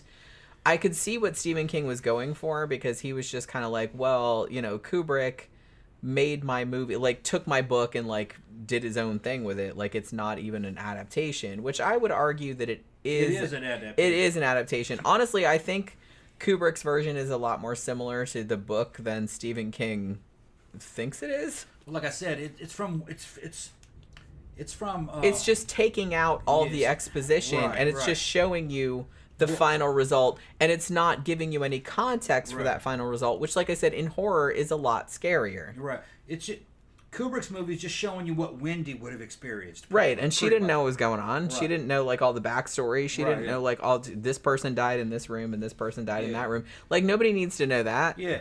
Here's an example. At the end, Wendy starts seeing ghosts. Out of nowhere. She's seeing fucking ghosts. One ghost is a fucking dude in a dog suit with his ass hanging out, blowing another dude. Yeah. And that's shown in the movie. In Kubrick's movie. But it's not explained. Yeah. Much better. But that's much better. Much better. In the book, you know who that is. You know who that is, and what those dudes were doing and who they were. Yeah. Which is not as scary. It works in a book. Yeah. It works in a book, but it doesn't work in a movie. But in Stephen King's book, had you been looking at this from the point of view of Wendy, she just would have been running down the hall staircase and saw two ghosts blowing each other. One and be like, what the fuck? It's like, what the fuck is that? Yeah. Or another dude just showed up with blood on his head saying, nice party. Yeah. That's actually he's a ghost that's mentioned in the book. Yeah. Or one of them. He was the one that got hit in the head with an axe or something like that. I can't remember. Another exactly. one was a gangster that got shot in the face with a shotgun. But I don't think she ever sees that one. It's been a long time since I've read that book. Yeah, I got it somewhere, but yeah, I haven't read it in a while either. I think I read it probably 4 years ago. I reread it. Now I've read it like 5 times, but yeah. The book also explains who that old lady in the bathtub was. Yeah. And her whole story, and why she attacked Danny, because that ghost was an old lady that was into little boys. Yeah. That was her whole fucking thing.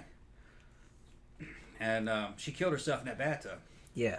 Because her little 16-year-old chippy fucking ran off with the brand new Corvette he bought her. Because she bought him. That's right, I forgot about that. So she slid her fucking... She was too fucking young to chase... She's too old to chase young boys, so she slid her wrist. She was into that, like, 10 to 16-year-old range, from what I remember in the book. That's the way she liked him. She was rich. Rich old lady. Why anybody's into 10-year-olds, I don't really know. But she liked them real young. I guess so. Yeah. It's a little creepy. That was just memory. It might have just been teens. Because the dude like that I said, left her, it's been a while since I've read that The book. dude that left her was 16. He had long blonde hair. He was a surfer type guy, if I remember correctly. I think he was a surfer. And she bought him a Corvette and took him up to the Overlook to have a vacation. And he fucking ran off with one of the girls, I think, that worked at the fucking Overlook, and took that car with her. He took that car with him, and the girl, if I remember correctly. I mean, old ladies that have these, like, young-ass boyfriends that buy all this stuff for her, why are they always surprised when they run off with some, like, fucking... If I remember correctly, she wasn't that surprised. She was just fucking sick of the shit, started drinking a lot, got in the bathtub and slit her wrist. But see, to me, and I've read the book several times, but to me... the movie is much scarier. Yeah, because you don't know. With the context taken away. Yeah. Because, like I said, if you, as just someone that didn't know the history of the hotel, was in there and you were seeing all this crap, you wouldn't know all this stuff. Right. And it's so, to you, it would just be like, what the fuck is like, and that's way scarier than like, oh, well, this must be so-and-so that this and this and this happened. That's like, there's nothing scary about that because you can put like a, you know, you can put a framework around it like you know who it is. So it's just kind of like much scarier without content. And Kubrick does hint at what the nature of the Overlook is in the movie. In the book, it's a little bit more explicit, but not totally. In the movie, when Jack takes the fucking job and he shows up and he's and Jack's walking around with his boss. What was his boss's name? Fetterman? No. And he's before he leaves. Wait, I'll remember it in a second. Allman. Allman wasn't it? Was his name Mr. Allman? It was something, man. I think it was like that. And he's walking him and Wendy around. And he goes, boy, and she goes, boy, a bunch of important people stayed here. And she goes, all the best people, which was kind of important because in the book you find out all these best elite people are all fucking crooks or murderers and rapists and shit. The Overlook was a fucking bad place. It was built in a bad place in a bad time. Bad people stayed there. It attracted bad, powerful people that did bad things in it, and it just got worse and worse. And the hotel itself had an identity. It had its own ghostly identity that captured other ghosts. That's what much like Burnt Offerings, which we were talking about earlier, and also The Haunting of Hill House, which The Shining was kind of a little bit of a take on, which the Shirley Jackson novel from 1959. It deals with the trope of what they call the hungry house. Mm-hmm. That is a house that sucks energy from people in it, like to make itself more powerful. Like I said, like the house does in Burnt Offerings, and like the house does in Haunting of Hill House, and like the Overlook does in The Shining. Yeah. And I've always really liked that trope. Like that's my favorite subgenre of horror movies is haunted house movies, and my favorite subgenre of haunted house movies is hungry house movies. Yeah. I just really like the ones where like the house is almost like a living entity. Yeah. I don't think the hotel, the head ghost in charge of the hotel fucking talks about the hotel, but he never. That hotel's never given a face. It just, remember? Yeah. It just says that it wants things, and it says it wants things through the guy who is the bartender. Yeah, Lloyd.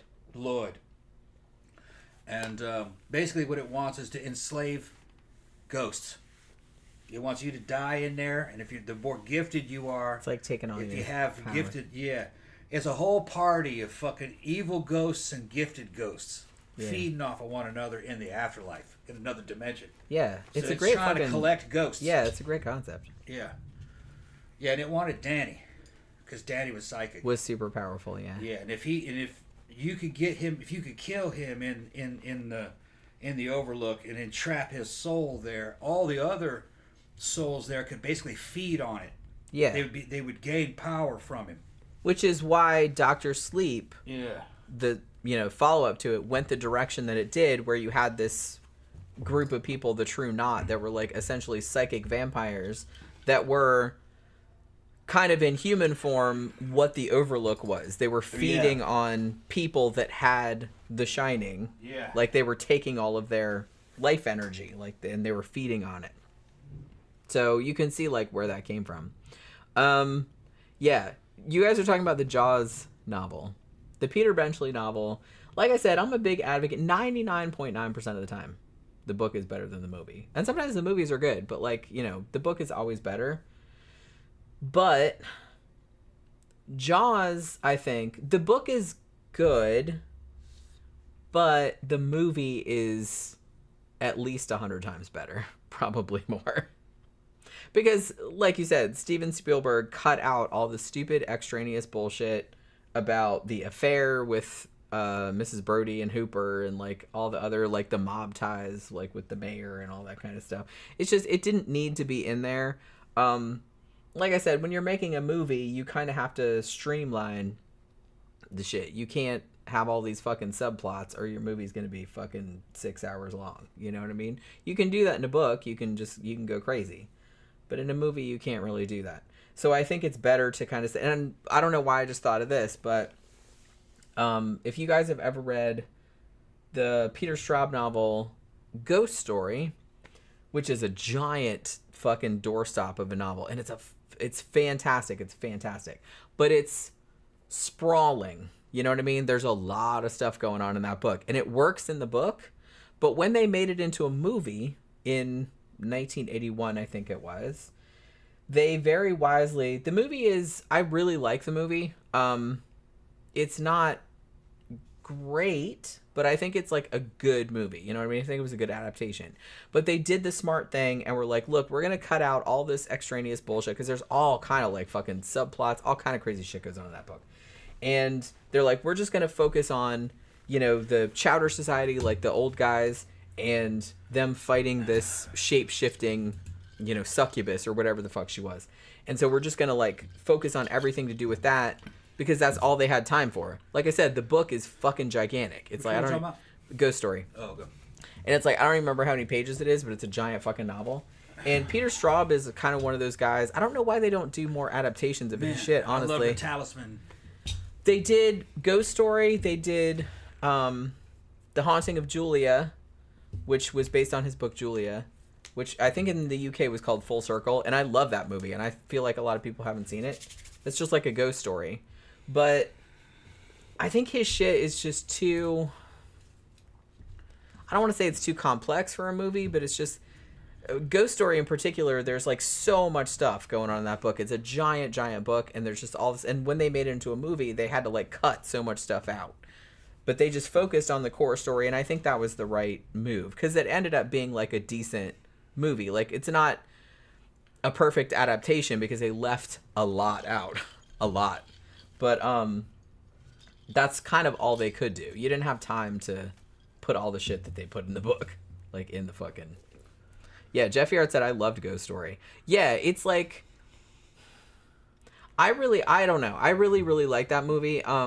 But because I've read the book a bunch of times, I'm just like, man, they left this out and that out and that. But like I know that they couldn't cram everything that's in that book in the movie, you know? Read what Xana just said.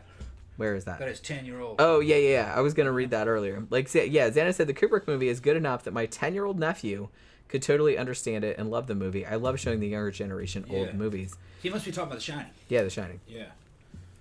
Man, that's amazing that he figured that out. Well, and honestly... I kind of knew what it was, but, you know, we weren't as exposed to enough. Trying to think what year that came out. What year? 1980. 1980? The Shining came out in 1980. Yeah, so I was 11. Yeah, and I probably saw it when I was about 12. Because it was old by the time it got on. I think I saw it a year or two after it came out. Yeah. Right. So I was probably about 10 when I saw it. I knew it was ghosts, but I didn't know. I couldn't understand all the angles. That movie scared the fucking shit out of me the first time I saw it. Holy crap. And like for a long time, like even in my preteen years, because I think, like I said, I think I first saw it when I was about 10 years old. And I think for a year or two after that, I was just like, oh, fuck that movie. Like I would always kind of watch it when it came on, but I'm like, no, I got to turn it off. Kubrick is a master of film. I don't give a fuck what you say. He's a fucking master. I mean, I don't think anyone's going to argue with you. Even Full Metal Jacket, which is an army movie, me being an army veteran, fucking and know everything about Vietnam. My dad was in that one. He was in the Navy. And his cousin, Harold Lee Ross, was in the same unit I was in the Army. 1st 327 Recon Platoon. And fucking, fucking Harold Lee Ross. He had a fucking 2 Noxzema jars filled with human ears. And a whole fucking shoebox full of fucking photographs of people that walked through his ambush. I heard that was pretty common to have a bunch of ears, like for Vietnam era. Yeah, he took ears of people that they fucking killed, but walked through their ambush zones. They were controlling the traffic in between villages at night. They had to know. They had told all those villages they could not travel down those trails at night. If they were traveling down those trails, they were smuggling weapons. They usually were, or it would be something like just some woman. They didn't know what she was doing. And you couldn't see her. They would just... Anybody who stepped in between these 2 pieces of glowing tape out in the trail, you can see somebody on the trail, they just light them up. And then you find out later that it was... You didn't know who it is until after you walk up on them. Anyway, Full Metal Jacket was a pretty good interpretation of Vietnam. In certain situations in Vietnam. Although spiritually, Apocalypse Now is closer to the truth, even though that's a fictional tale based around fucking Heart of Darkness. Heart of Darkness, right. Joseph Conrad, which wasn't actually about Vietnam. Yeah, but a lot of the little lessons in Apocalypse Now are true. Even if they're true about the army, they're true about warfare, true about human nature. And they were true about Vietnam. And the long cut of Apocalypse Now is even better. Yeah, we reviewed that a little while Even ago. better, yeah. Even though the way it's portraying Vietnam, that's not actually how it was. Yeah, but something like a movie doesn't have to be 100% realistic to get across the gist of... It's spiritually true. Right. That's what I mean. True. Yeah, there's like two different things. Yeah. It doesn't have to... They don't have to portray it exactly as it was. Right. You know? Some of my squad leaders were in Vietnam, and their units were wired tight. They had to fucking keep a lot of shit wired together. There wasn't any of this acting crazy or acting wild. They did that shit. You see films of that, but they're not on the line. They're not patrolling at that time. They're usually in a safe area taking those pictures, smoking weed. They're not actually on patrol. But then some of those units were so fucked up they didn't actually patrol. They just went out and hid and pretended that they patrolled. That was another thing that would happen. But that place was a clusterfuck. Yeah, it was a clusterfuck. To put it mildly. It was a clusterfuck. And it wasn't a war. It was a police action. And it was just the military-industrial complex trying to sell weapons and fucking learn new things from. It was a military-industrial complex experimenting with shit and a bunch of army generals trying to get promoted and making a bunch of money. They're all tied in together. It's a corrupt, just like you see in Apocalypse Now. And it is still like that. It's worse now, probably. Worse. Phantom's talking about Peter Benchley's made-for-TV two-part film called The Beast about a giant killer squid is really good. In my opinion, it's better than all the Jaws films. Yeah, I remember I read a bunch of Peter Benchley stuff. I probably read The Beast. I don't think that I saw... Because I read Jaws, I read The Beast, I think, and I read The Deep, because he also read... And I saw the movie, too. But I don't think I ever saw The Beast movie. SideQuest Hero said Full Metal Jacket is by far my favorite Kubrick. Yeah, I mean, all of his movies are amazing. The Shining is probably my favorite, but, I mean, it's hard to pick. If you ask me, his weakest one is Eyes Wide Shut. And it's still good. And it's still good. I mean, if that's your weakest movie... That's his weakest one. Then... Yeah. That's still pretty fucking good. And that was Kubrick trying to tell us something. That fucking... a lot of corruption happening in the sexual world. That whole movie is about sexual corruption. Dudes using their daughters as bait to entrap foreign Japanese dudes into paying bribes. Rich dudes with these sex parties. They're possibly killing people. Sexual slavery, exploitation. It's a fucking great movie. And then you got Tom Cruise on there, who's not a likable character, but I think it's one of his best roles, actually. Well, he's playing kind of a shitty... Yeah. He's jealous over what his wife's doing, but he doesn't fucking worry about what he's doing. Well, that tracks. You know. Yeah. Well, the crazy thing, and I think we've talked about this before because we reviewed Eyes Wide Shut. It's like the thing that always kind of pisses me off, and it's supposed to piss you off, I guess. But it's just like he gets mad about some shit his wife dreamed or fantasized about. Like she didn't do anything. She's just like, oh, I saw this random dude and thought, oh, I could fuck that guy. Yeah. But she didn't do it. No. She just thought about it for a second. And it's like, and he got so fucked up about that. Yeah. I was laughing. That he just like went out and like did actual shit. Yeah, he's going to fucking elite sex parties with secret passage words and shit like that. Man, if I was her, I'd have been like, I'm going to punch you right in your fucking dick. Yeah. For doing that. Like, I thought of something for 5 seconds, and suddenly you thought that justified you going out and doing actual shit? Yeah, no, that's not how that works. You gotta have a real sensitive ego to think that you're the you're the only man in the world. What a snowflake. Holy crap. Yeah. You're a dude, you're looking at all these fucking asses and titty and A walking back and forth and go, wow, you think your wife isn't doing that? Yeah, she does that. She just keeps it under wraps more than you do. That's all that shit is. Well, yeah. Well, and the thing about it, like I said, and women is not as physical as men, though. It's mostly like I said, I would never in a million years like speak for all women. I'm just like personally, I don't usually do that. I don't pay much attention to other people, honestly, because I don't find them that interesting. Yeah, well, most people aren't that interesting. Most people aren't that interesting. So, so I'm just kind of like.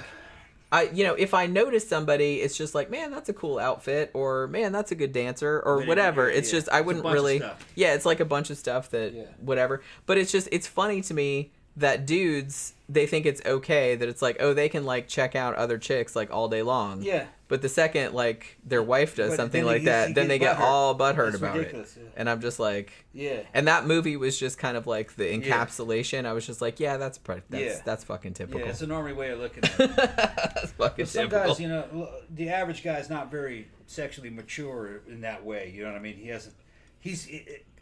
It hasn't even dawned on him that his wife has desires that may not encompass him. You know what I mean? Because they're fucking very solipsistic. They're very self-absorbed. Yeah, I think is the main problem. Right. Which that's not the way things really are. And fucking it should be that way. Because if women weren't like that, you wouldn't stay on top of your game. You'd take her for granted. Yeah. You know what I mean? That's all that is. Yeah. And another thing is that if she thought that guy was cute and she thought that you were cute, then it just means she's a flesh and blood woman. She's working. Yeah. Everything's functioning. So that means you're in the same realm as that guy. You know what I mean? Fucking, you're just another one. But that's just how it is. I can't explain it. I don't worry about it. No. The only time she's ever surprised me is when she said one dude was out dancing. He was in a fucking good outfit. He was kind of a striking guy. I noticed him. But I noticed him because he was really fucking skinny. And she thought he was cute. But I was like, you think that guy's weak looking to me, you know? But it's just the way women are. I'm not a dude. I mean, I do the same thing, I guess. I'll see some chick on fucking Instagram or whatever. She might be kind of overweight, but I still think she looks good. Or another one might be real short, but I still think she looks good. It's just the way it is. It doesn't mean you're going to fuck her. It doesn't mean, It's no slight against Jen. It's just the way the human mind works and the eye works. It's not personal. Yeah. I mean, I don't know. Like, I guess I'm kind of more take it personal, but... Well, women are more possessive. But like I said, it's not so much possessive. It's just that I don't really do that all that much. You know what I mean? Men are very visual. Yeah. Like, I'm just kind of like, well, whatever. But the thing is, and I've said this before, it's just kind of like you see a picture of a dude and you're like, do you think he's hot? I'm like, I don't know that dude. You're right. He might be an asshole. I always like to know the competition. But the thing is that dudes are very visually stimulated, but it's superficial. Yeah. If you're well developed, you know what I mean? Because I've had a lot of experience and been with a lot of different women and shit, and had a lot of different relationships. So it's not like I'm like, well, I have to go see what that's like. I already know what that's like. Yeah. I already know. He's been around. Been there. Yeah. So that helps a lot. Dudes that don't have any experience, the ones that cheat a lot. Well, you don't feel like you're missing out on anything. No, I've already been there. That's that kind of thing. Yeah. And that's another thing that kind of hurts some women's feelings. There's only a couple different types of women that I ended up going for, and if you're within those types, I know what they're like. But the thing is, then inside those types are individual people. Like Jen is an individual, but she's also a type. I'm going to fuck this up just because there's another individual. What type am I? Just, you're a goth girl. Okay. You know what I'm talking about. Just... I'll take it. Mm-hmm. Xanada said, I've dated girls who said if I looked at porn, that's considered cheating to her. That relationship didn't last long. Yeah, fuck that. I mean, I kind of feel like all dudes look at porn. Yeah. If you're looking for somebody that doesn't look at porn, like dudes... It doesn't mean as much to us. Then you're going to have a bad time. Yeah. And a lot of women look at porn, too. Yeah. Not as many. They're starting... I heard the younger ones have gotten a taste for it because they've grown up around it. Yeah. So, like, I don't mind some of it. Yeah. Let me go make you another drink. If it's, like, a certain type of way. Like I said, women generally prefer written erotica because they can, like, imagine their own scenarios. But I kind of feel like, I'm old, you know, so it could be that I kind of feel like younger women are kind of more open to porn, and I think that that's good. You know what I mean? I think that's good. I don't have a problem with porn at all, obviously, but, you know, I don't understand that. Like I said, we've talked about this before. I'm just kind of like, well, it's all like on a spectrum, you know? You're just looking at porn. That's not cheating. That's not a slight against you. That's nothing like that. Like I said, a lot of people look at porn. It's not really that big of a deal. Like I said, if it's a different issue if you're like, I don't know, like paying a cam girl to like, and you're putting your camera on, like that's kind of more of like a gray area, but just looking at fucking recorded porn, like everybody fucking does that. Come on. Like there's nothing wrong with that. There's nothing wrong with that. SideQuest here said, I think it just depends on how much porn. There's like normal porn watching and there's obsessive, and that's different. Yeah, it's just like everything else. It's just kind of like, look, if the dude is just kind of like nonstop watching porn. Yeah, if it's a problem. And can't even get it up without watching porn. It's like can't even like look at you like he's watching the porn instead. Then yeah, that's an issue.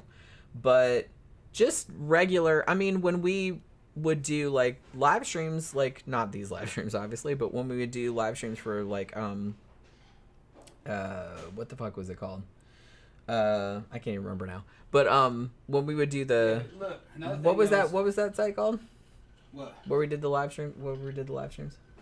Talking about StreamMate? Yeah, StreamMate. There. Yeah. I couldn't remember the name of it for some reason because I'm drunk. That's why. When we were doing that, like we'd always have porn on. Although it was usually like animated porn. We were real into like the animated like monster porn. CGI stuff. Like CGI. World of Warcraft porn. Yeah, we always had that going. Yeah. Because it was like there was like 3 hour like videos that people had like put together of like, you know, werewolves fucking people, like elves and shit like that. I'm like, yeah, we both liked that. Yeah. So we would put that on in the background like to kind of keep us in the mood, you know. Yeah, but I heard you saying it depends on if the guy's a problem. If it's a problem for the guy where he needs it to get up and do.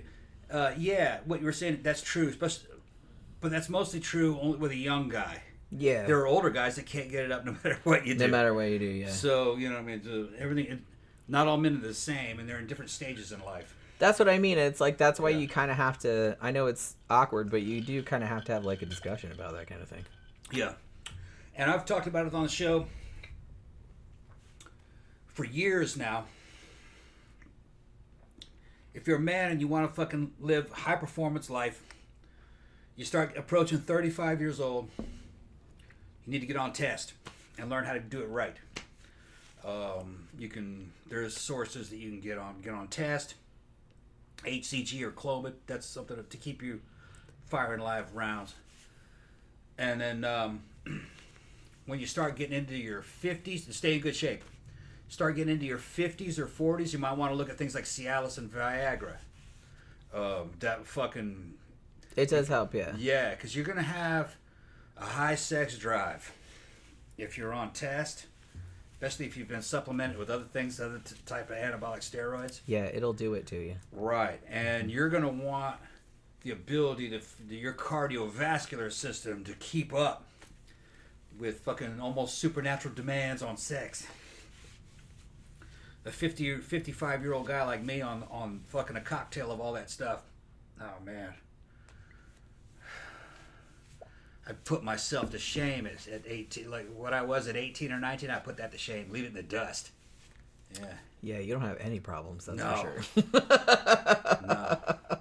No, as long as all the fucking pharmacology and the hormones are correct. Actually, this morning, fucking we were getting down. I could never reach climax because my testosterone level's so high. Woke up super early. I could just go forever. I just woke up at like 6:45. Yeah. And then he woke up too, and then, you know. Yeah, the desire's there, but you could never get the satisfaction. Now, tomorrow it'll be better. We had fun, though. Yeah, you have all kinds of fun. Tomorrow my fucking levels will be a little bit lower. So it'll be more normal. But, it goes up and down. Like, it does for me, too, but it's just kind of like... Yeah. Being on all of this stuff, it's just kind of like... Kind of always. You're just kind of always Jen and I... Once you hit late 40s, your endocrine system is not working very well. Okay, so you're going to have a hormonal system. Our hormonal systems are synthetic, and they're manually regulated by what we're injecting and what we're fucking taking in terms of pills. So we know how we feel. We know what to take when. And if you do it right, not only is it not a risk, your life can actually be extended or expanded. You can live longer on it than you normally would without it. Because you're keeping weight off, so you don't have to worry about fucking things like fucking becoming obese, or because we're real active, we don't have to worry about things like fucking having like plaque building up into your arteries. Yeah. And just the other thing, diabetes. I had like the beginning symptoms of fucking diabetes. My dad had it. Yeah, it runs in my paternal side of my family too. When I started going on tests, all that shit vanished. Okay. These are all things that these companies, these drug companies, don't want you to know, because the patents have run out on all these. All this stuff that we take actually came from the 60s. If you do it right, you'll live a long time. Last night I saw Hulk Hogan doing his thing. That motherfucker's 70-something years old. He looks fucking great for 70-something years old. He's been on gear for a long time. I also saw him come off of it a couple times. He got smaller, but he's back on. He's on some kind of hormone replacement therapy. Just a good dose of testosterone. And I mean, he looks great for 70-something. You're not going to live forever. No, you're going to die. But, I mean, you probably should just, the years that you have left. I mean, I'm just maximize them. Yeah. Just like, you don't want to feel like crap all the time. Yep. I was feeling like shit. Yeah, you were. And I was putting on weight. I kind of feel the same always. I don't know why that is. Men respond to testosterone differently than women do. Jenny isn't really on any test. She's taking other things like nandrolone and things like HCG. Yeah, I'm on those fertility drugs, which you can get because they're over the counter in certain countries. There's ways to get them. There's online services, and you can use crypto or Zelle. And there are some reputable. I'm gonna plug steroidify.com. That's a fucking great company. But you got to learn how to use that site. And if anything ever gets lost in shipment, they'll just fucking they'll resend the shipment to you. So there's no risk. The first time you place an order with them, they don't know you, so they're going to want you to take fucking screenshots of your transactions with your bank. They're trying to cover their Trying to make sure that you're a real customer because they've never seen you before. Once you start doing business with them, man, there's fucking easy to make. Because technically it's not illegal, right? It's just, it's gray market is what they call it. It's a gray market. They're controlled items. Yeah. They're not illegal drugs. They're controlled. You need a prescription in the U.S. In other countries, you don't need a prescription. No. It's over the counter. And that's where it's coming from. And they're just shipping it to you. All right. Now, I'm sure politicians know about this. Our government probably knows about it. They probably got their fingers in it. Well, I'm sure a lot of people know about it. Yeah. And looking at the comments and the transactions happening, a lot of those guys in there buying are cops. I can just tell. Yeah. One of them said he was a cop. So he said, I'm back on duty, this is great to have. You know what I mean? At my age, this is what I need to go. Honestly, like, I kind of feel like it made a huge difference in Tom. Like, to me, I'm kind of one of those motherfuckers that's just kind of like... She stayed about the same mentally. Maintaining, like, all the time. She sometimes got angry during the first transition into doing stuff. But it wasn't like a huge difference. Yeah. Like, I'm pretty... Once she adjusted to it, she's stable. Yeah. Generally. Right. You know what I mean? A woman can take a little bit of test, but it's not really what they need. Yeah. And I don't notice a lot of changes. Yeah. Like, sometimes I'll notice something like, oh, sex drive is higher. Yeah. Or, I mean, not to be TMI, but, like, my sex drive has always been, like, super, super high.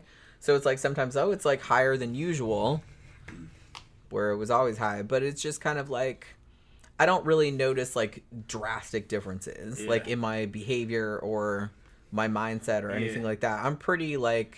steady. Yeah, me and Jen haven't made an explicit video lately, but you guys have not seen fucking the Jen the way she looks now. She looks nothing really like she used to in the videos. Her legs are fucking to die for. She's got fucking great legs, and her fucking booty is fucking nice. All right. And in another 6 months, it's going to be even better. All right. So there's going to be a big reveal next time we do a video. She's changed a lot. Yeah, I mean, I like some of my old videos, but I'm just kind of like, I look a lot better than that now. Yeah, she's got fantastic shape, and fucking her booty's popping out, and fucking calves, thighs. Well, yeah, shit. Like when I go to the club, like Tom's always like, "Where are the like little short shorts with like just the tights?" Yeah. And like people are like, "Oh my god, you look amazing." Yeah. She's not really used to dressing that way. No, I'm not. The less she's wearing, the better she looks. She goes to the club, and our fucking our gay friends are like, "God damn, I'm going straight." No, actually, that was he didn't say that. He said, "I'm going lesbian." I'm going because her ass looks fucking great. Well, that was Toby, and I says, "Yeah." Last Saturday, yeah, Toby was there. Yeah. And Tom is trying to set up like jokingly. Yeah, I was like, trying to set up a threesome. He's like, "So when are we gonna make this happen?" Like with all three of us. And Toby just put his arm around me and said, "What do I need you for?" What do I need you for? I started laughing, and he goes, "I can go straight lesbian." I just laughing. He loves me. He loves Toby. He's awesome. I love Toby. But yeah. He needs to go on test. He wants to go on, but he keeps fucking procrastinating. I mean, but still, you have to say, though, like, he's older than us, and he looks really good. He looks real good for his age. He'd look a lot better on test. He's older than we are. Yeah. Like, he's what, 55, 56? Oh, shit. Oh, okay. He's almost 60. Yeah. No. He's a nurse, I think, isn't he? Yeah. Yeah, he's a nurse. He's older than me. He's almost 60. You would never know. No. Like, looking, you would never know. He looks to be about my age. Xana is saying, they're talking about the porn thing earlier. It says, if you're a married man and giving money to a cam girl, I think that's wrong, but that's me. SideQuest Hero says, I think the paying thing depends on if it's a secret or not. Yeah, I feel like that's one of those things that's... We talked about this before. It's kind of on a slippery slope. Yeah, SideQuest, that's my buddy right there. Where okay, so I don't care about Tom watching porn. Like, obviously, I watch porn. Yeah. He watches porn. He's a porn connoisseur. Yeah, I keep track of who's who. Yeah, he knows all the big porn stars. Not so much now. Well, you kind of know some of the ones now. Yeah, once I fucking learned the industry, because I got friends in the industry, but I wanted to know the actual business and the trends. It's good to keep track of what the trends are. Yeah. And because we make a little bit of it. Yeah. But the thing is that we don't really do it for money. We just do it mostly for fucking street cred. We make money on it, just not a lot. It's just more fun. It's like art. It's kind of fun. Yeah.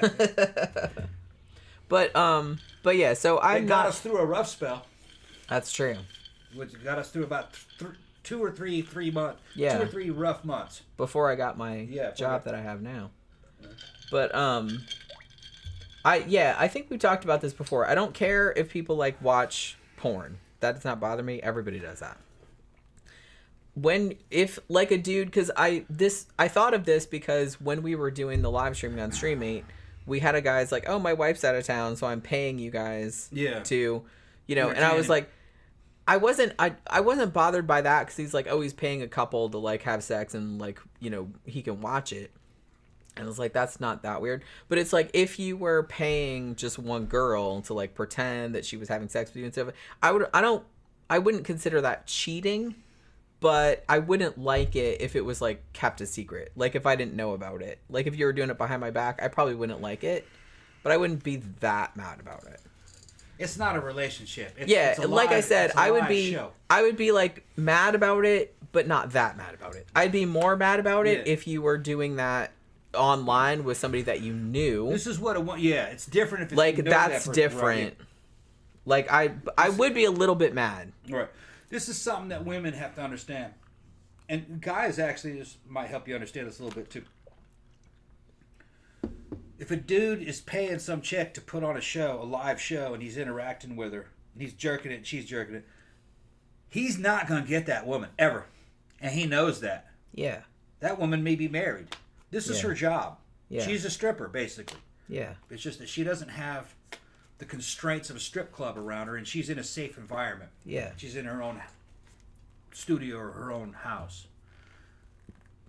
It's just interactive porn, and it's live for him. he's not looking for a relationship. Women get confused a lot. We're not confused. Well, no, that's what I'm saying. Women get confused a lot about this. Just because he's doing this doesn't mean that he's in a relationship with that girl. He doesn't even want a relationship with that girl. This is a quick thing for dudes. Male prostitution and female prostitution are very different. Oh, yeah. Okay? If you were a girl and you hired a gigolo, and that gigolo's working with you, he likes you. That's why he's working with you. Your relationship with him is kind of real. Yeah, it's an actual relationship. Yeah, a dude can't fake that arousal. So, if you listen to dudes that are actual professional gigolos, they only have 6 or 7 clients. And he's knows them for a long time. He's actually having relationships with them. Those girls are all married usually, or they can't have a husband because they're fucking professionals doing. A lot of times, those girls that hire the gigolos are call girls themselves. That's another thing. They can't have a real boyfriend. They can only have a gigolo. She might be in love with him. He's probably likes her a lot. Keeps up with her. He has a real friendship with her. That's not the situation with female prostitution. Dude shows up, he's done 10 minutes, 15. She never sees that bitch again. Yeah. He didn't want her. Well, he doesn't. He just wanted to get off. Care. She was hot. He wanted to get off. He just wanted a pussy. Right. So it's very, very. He wanted the experience. It's quick satisfaction, and then he's gone. He's on to another hooker.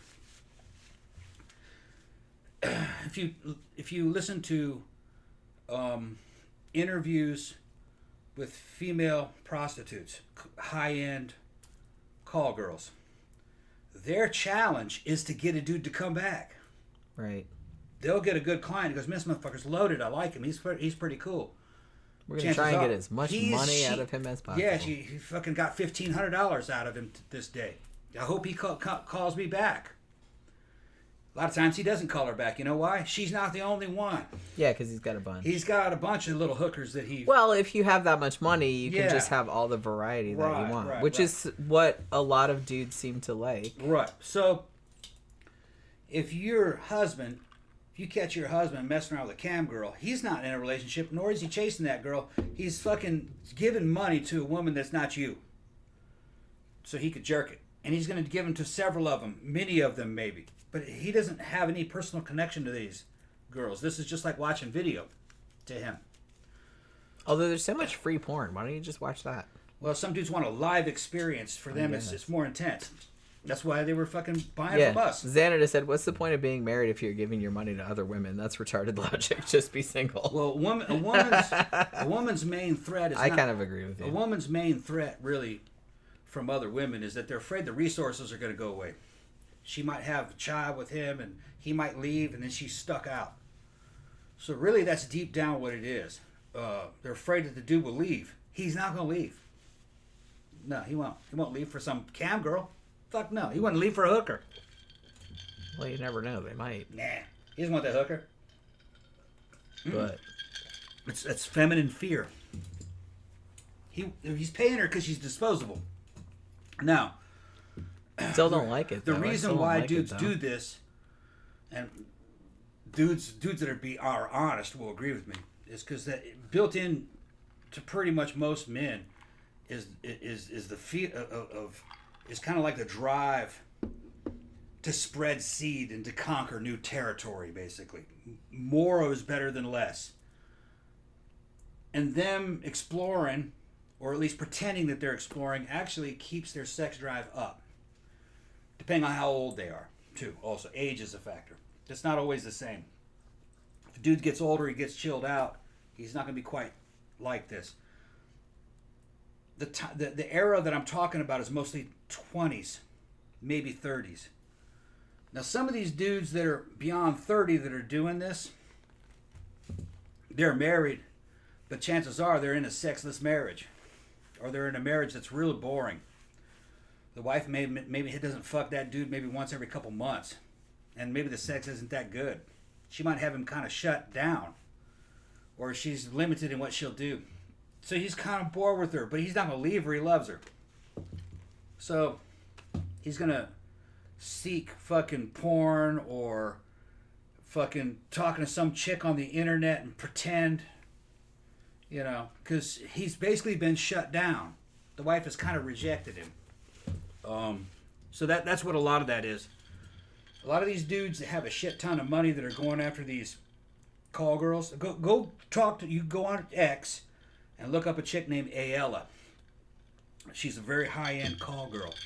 She's a pro. She'll tell you all about it. She said basically all of her clients are like over 60. They have a whole bunch of money. They're more lonely than anything else. She's not sexually attracted to them, but she kind of likes them. They're kind of funny guys. If she doesn't like them, she won't work with them. Those dudes haven't been fucked by their wives in decades most of the time. Well, like, that's fair. Yeah.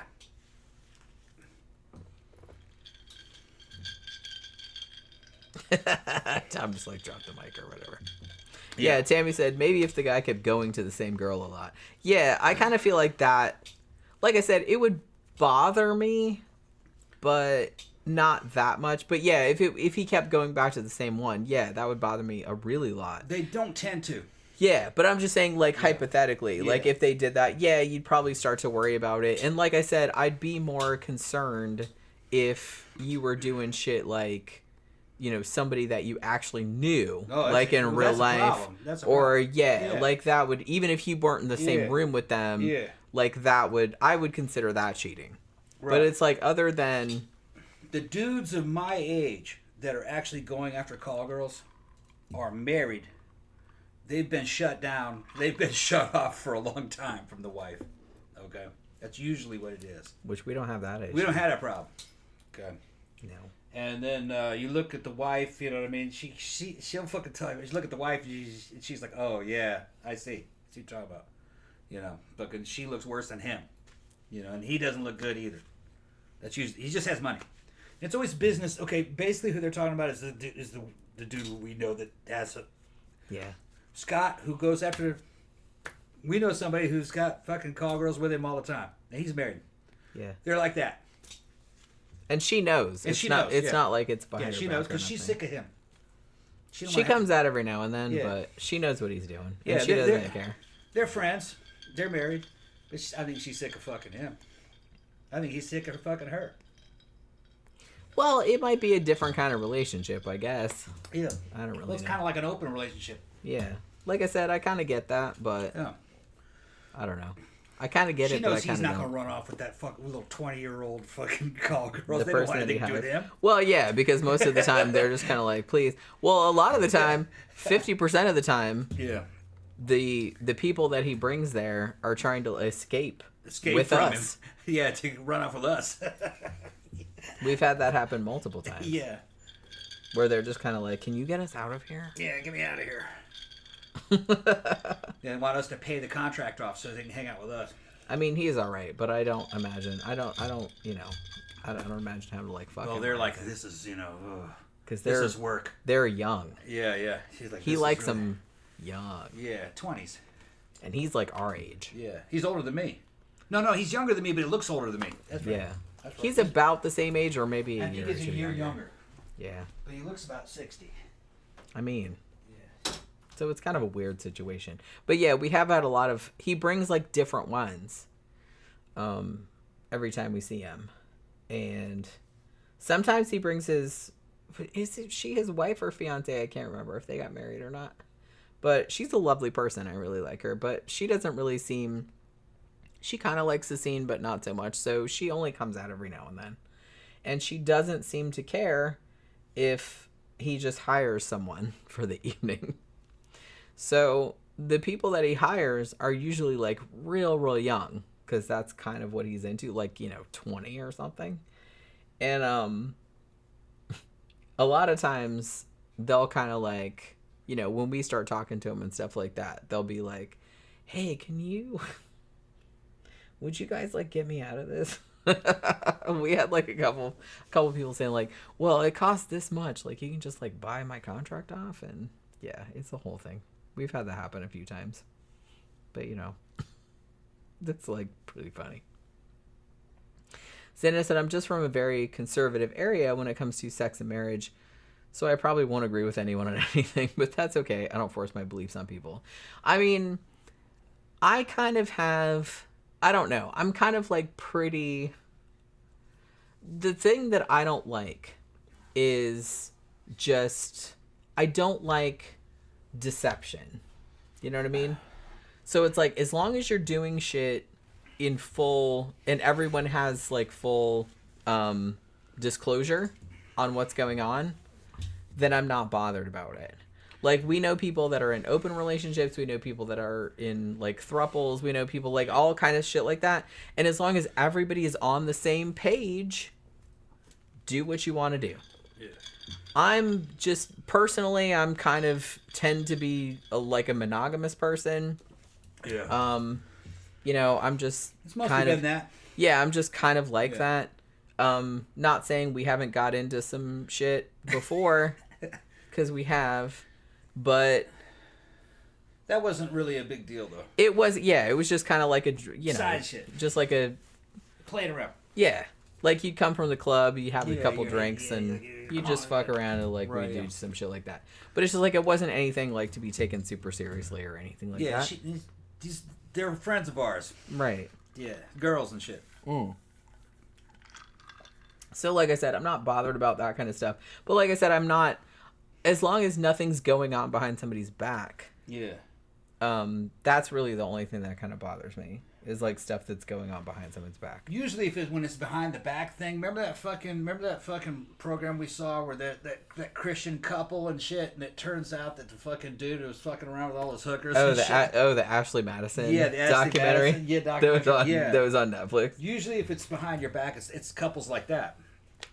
They're young couples, and he's fronting that he's like a hardcore Christian. No, dude was a fucking hardcore boon hound, is what he was. The second that he came, young wife. He did. So he had a hot young wife. So it wasn't a thing of satisfaction per se. Any man would have been satisfied with what he had. What he was a fucking hound. Yeah. He wanted a bunch of them like that. Right. You know. And he was in his 20s, and he had a lot of money. And he was a successful guy.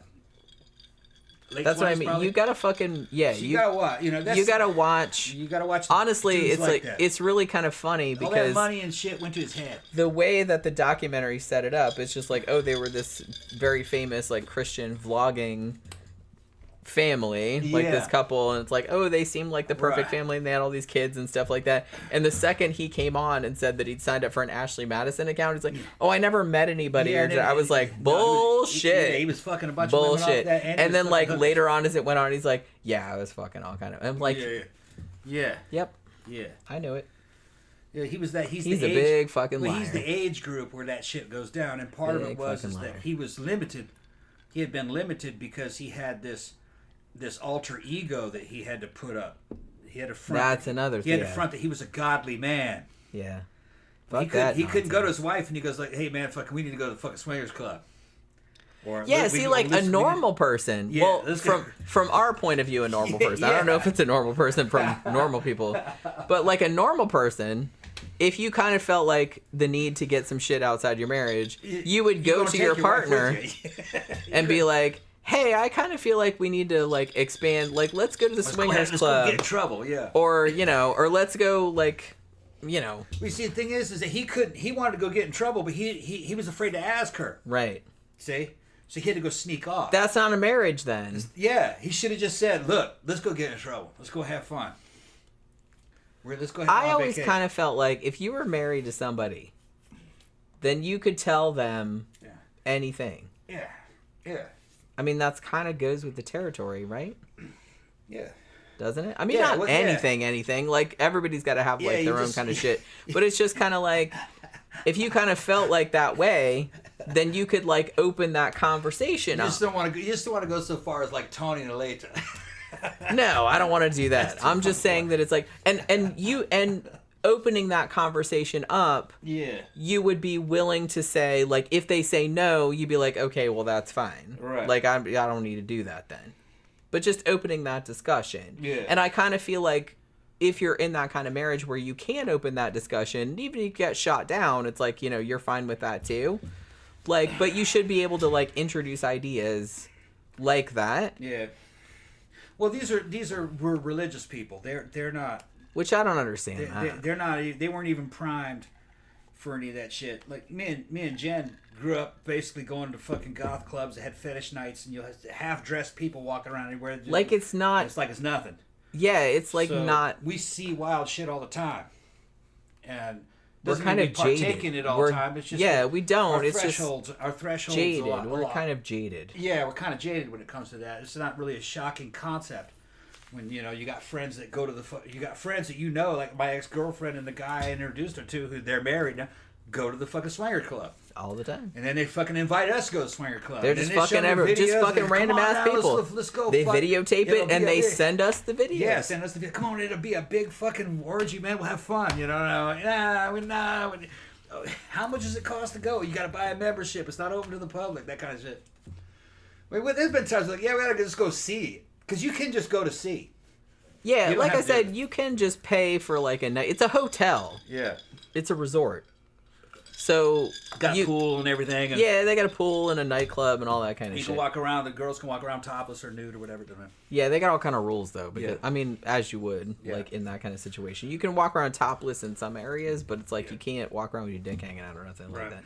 And you can't have like single dudes hanging around because they've had problems. Single dudes. It's all couples. Although what I've heard from the Yelp reviews is that single dudes sneak in there. They don't really enforce it all that well.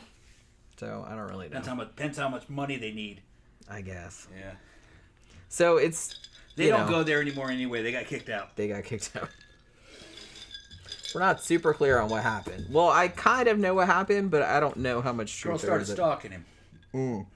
I asked her. I asked the lady what happened. The girl started stalking him. When she tried to get rid of him, or he tried to get rid of her, she went and complained and said that he was harassing her. Yeah, there was a whole thing. So then they banned him. Which... Yeah. And there was evidently some kind of lawsuit, but they went to court, and the court threw it out. Like, you're full of shit. Because he didn't... Yeah. So. That's what I heard. Yeah. That's not the first time he's been accused of some legal shit having to do with that fucking club. Or no, the first one was him fucking sending pictures. Yeah. I'm kind of... I don't know. I'm on the fence about it. Like, I've known him a long time. And I've known Alita a long time. Yeah. Like I said, Alita is your ex-girlfriend. Yeah, they're friends. So... Yeah. Alita loves her. Yeah. I love Alita too. Yeah. She's awesome. Yeah. She's a lovely, lovely person. Yeah. And it's like, so... Cool goth chick. Yeah, she's super cool. Yeah. So it's just kind of like... a lot of people say stuff about him... And I don't know how much of it is true. You know what I mean? I'm kind of on the fence about it. Some of it's exaggeration. I'm on the fence about it. Yeah. So... I'll show him later. You know. Yeah. It's kind of a situation. I'm trying to kind of... Well, I try to stay out of it because I'm just kind of like, look, I don't know. I wasn't there. Yeah. And it's like, I've known them a long time, and it's like, they don't really seem like... He doesn't seem like the kind of person that would do that kind of shit, but it's like, I don't know. You know what I mean? I wasn't there. So I can't say. He never did anything bad to me. He wasn't doing anything very bad. He wasn't. What they were accusing him of wasn't a big deal.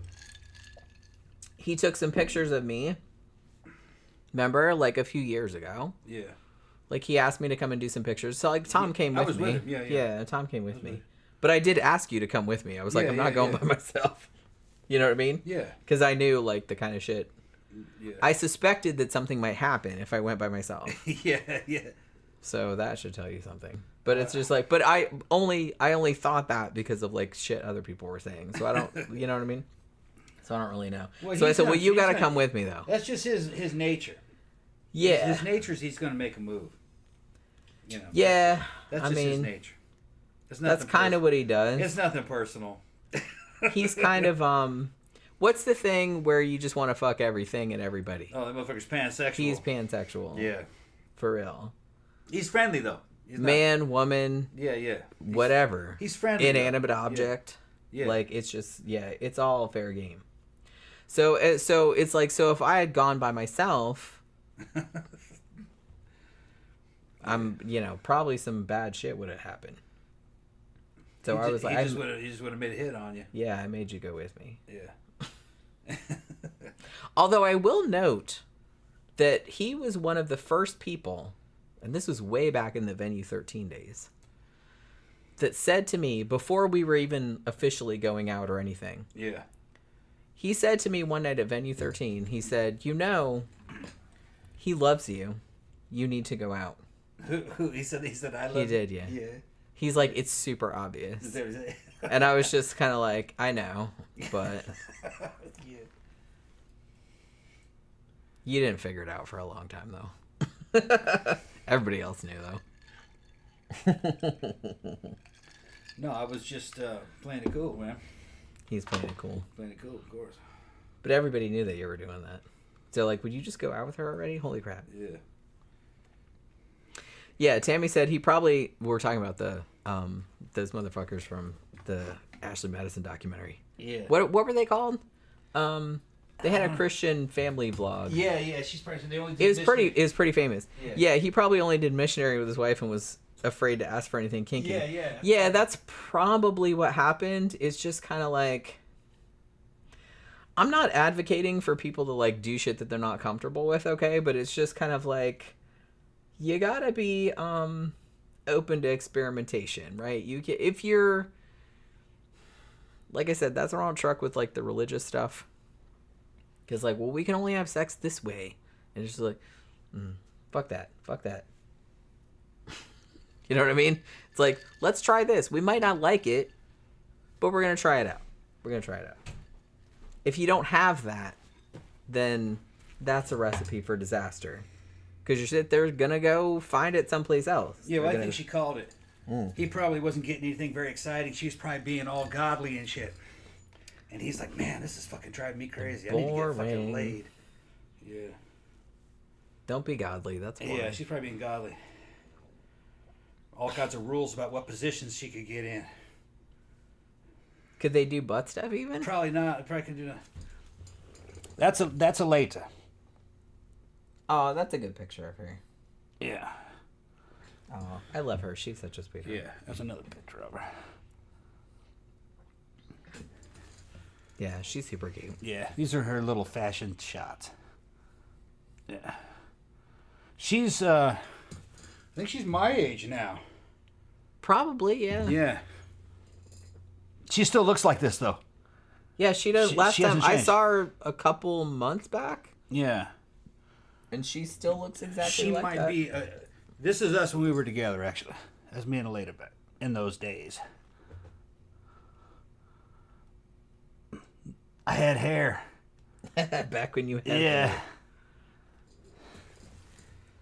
Okay.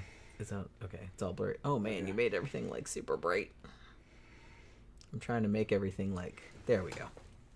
There's another cute one of me and Elliot. Her when she was dressed up like a dolly. Oh, I remember that picture. Yeah, she's got her fucking... She's even got her little stuffed animal with her. And yeah, she looked like she towers over me, but she's actually shorter than me. She just had huge platforms on. Phantom says, any nude photos of her? Yeah, I got her in orgies and all kinds of shit. We have all kind of pictures of her. Yeah. We're not going to put them on here, though. No. This is the closest I can give you. I can give you a bikini shot. Now, she wasn't doing that shit that crazy when I was with her. That was later. That was her and her husband. I introduced them. Yeah, I mean, you and her, y'all were not together super long. Nah, about 4 months, 5 months maybe. Yeah, something like that. But then we remained friends for a long time. You know? You're messing my lighting up, dude. Yeah. Look how bright it is. See if I can get a picture.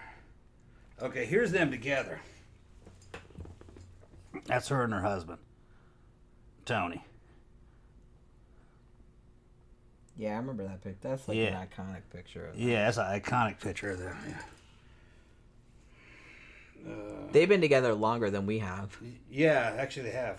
I mean, officially. Yeah. Because, like I said, I knew you when you introduced them. Yeah. But they got together before we got together. Yeah. And they're still together. They got married. How long ago was it? A couple years back. Yeah. Maybe longer than that. Maybe 4 or 5 years. I don't remember. Because I remember seeing it on Facebook and being, like, surprised. You know what I mean? Yeah. Let's see if I had anything that I could show of them. Tammy says, "What? You want me to put your cock where?" Right? It's just kind of like. Okay, this I can show. Let me see one at a time. Oh, okay. That's them at the fucking swingers club, but that's not. With some. That's not her. Two random ass women. Yeah, yeah. Tony and some chick they were fucking with.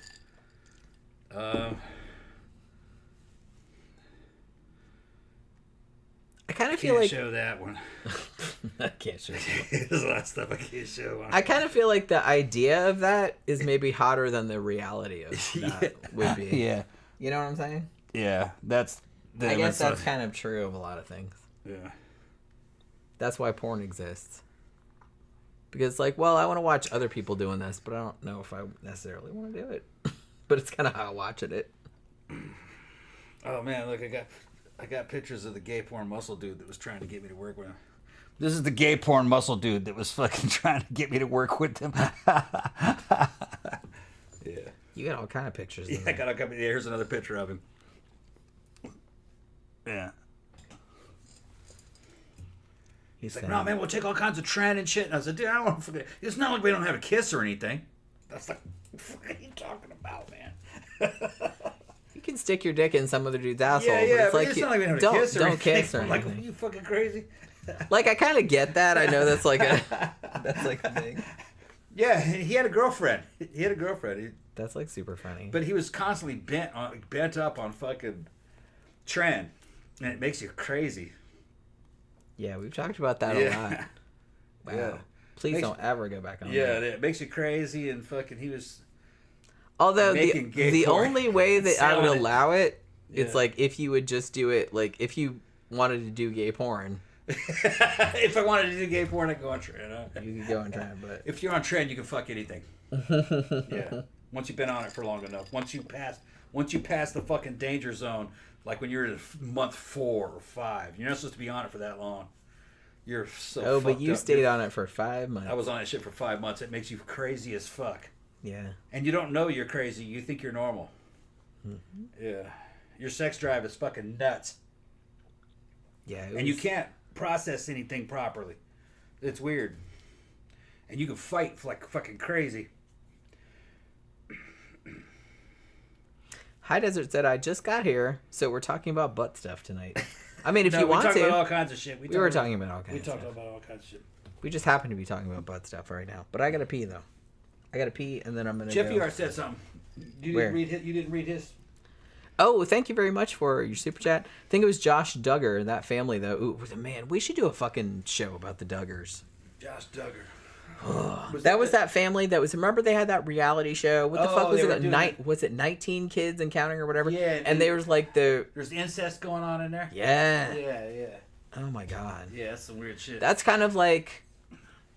See, that's kind of like emblematic Yeah. of the whole problem of when you're raised in a particular way, you can't do this, you can't do that. There's like all these weird rules and strictures and stuff like that. It fucking warps you, man. Yeah, when Nietzsche was saying things basically upon the lines of that, the more restrictions and religious restrictions you put on somebody, the more danger there is for them to becoming perverted. Yeah. That causes perversions. Because it's gonna make They you. They get fetishistic about shit. Well, that's what I mean, and we've said this before, like when we talk about serial killers and like why there's not the same type or as many serial killers as there used to be back in the day, is just because The restrictions there's aren't not there. the same stigma Yeah. about all of these quote unquote fetishes. Like back in the old days, like if you were into like some weird fetish or something, you'd be like, oh, I'm the only person, I'm like a monster, I'm the only person that's into this, and so it would like warp you. Well, there's some new cases I've been looking at. There's a channel on there where they have the police body footage and everything. It was the same channel where the chick ate the dude's dick. Oh, right. There's more of that now, where Okay. the person did it once and got caught, Right. and it's serial killer type stuff. Right. There's one I was watching the other day, where a dude, kind of a fat loser type guy, had a kind of a cute girlfriend. And he made her walk. He basically enslaved her into the house. She had to walk around naked. inside the house. Wouldn't let her go anywhere. Was real jealous of her. And he would tie her up when he went to work. Tie her up in the closet. Had a fucking bit in her mouth. Dang, really? And he was a real dork, really. Aren't they always? What he did was he kept on. He over a period of time he strangled her and choked her out a couple times. And the last time he did it, he left her down for fucking 5 minutes before he revived her. And when she came back, she was basically a zombie. Well, she couldn't speak anymore. Brain damage. She couldn't speak anymore, and he was pouring hot water, scalding hot water on her, and she wouldn't react to it. And he did a lot of weird shit with her. She couldn't control her. He kept her for a couple weeks, and then eventually she died. She eventually died. But then he kept the body, and he cut the body up and put it in coolers. And he had it in there for several weeks until he got caught. It's just weird shit. We had to kind of cover that case. We probably should. While he was in jail, he told stories to his cellmates, and they went out and fucking ratted him out. Says, no, this guy's got to be locked up, man. He's fucking crazy. He burned all her erogenous zones with a torch, so she would never feel pleasure again, type of deal, from any other man. But she was already a zombie by that time. She couldn't. He tried to feed her, and she could moved in super slow motion. She couldn't. She'd just spill everything over herself. So she was starving to death, I think, when she died. I watched it. I got to go back and find the case. It's on YouTube. God damn it. Yeah. Santa said Tom's probably talking about that chapter. Great channel. I don't remember the channel name. I don't think I remember. I don't think I ever saw the channel name, but it keeps coming up in my suggestions. Yeah. It's the same one where they had the live footage of the girl who fucking ate her, cut off her boyfriend's dick and ate it and fucking tried to eat him. She had his head in the bucket. You know. The meth. The Taylor Shabusiness. Yeah, Taylor Shabusiness. Who we did a show about. It's off that same channel. Once I looked at Taylor Shabusiness, I started getting suggestions from the channel. Yeah. Taylor Shabusiness. Good restroom. Yeah, Tammy says the YouTube channel Fundy Fridays does a lot on the Duggars. Yeah, I love Fundy Fridays. She's great. Jeff Harris says the Duggar family are part of what's known as a quiverful. Yeah.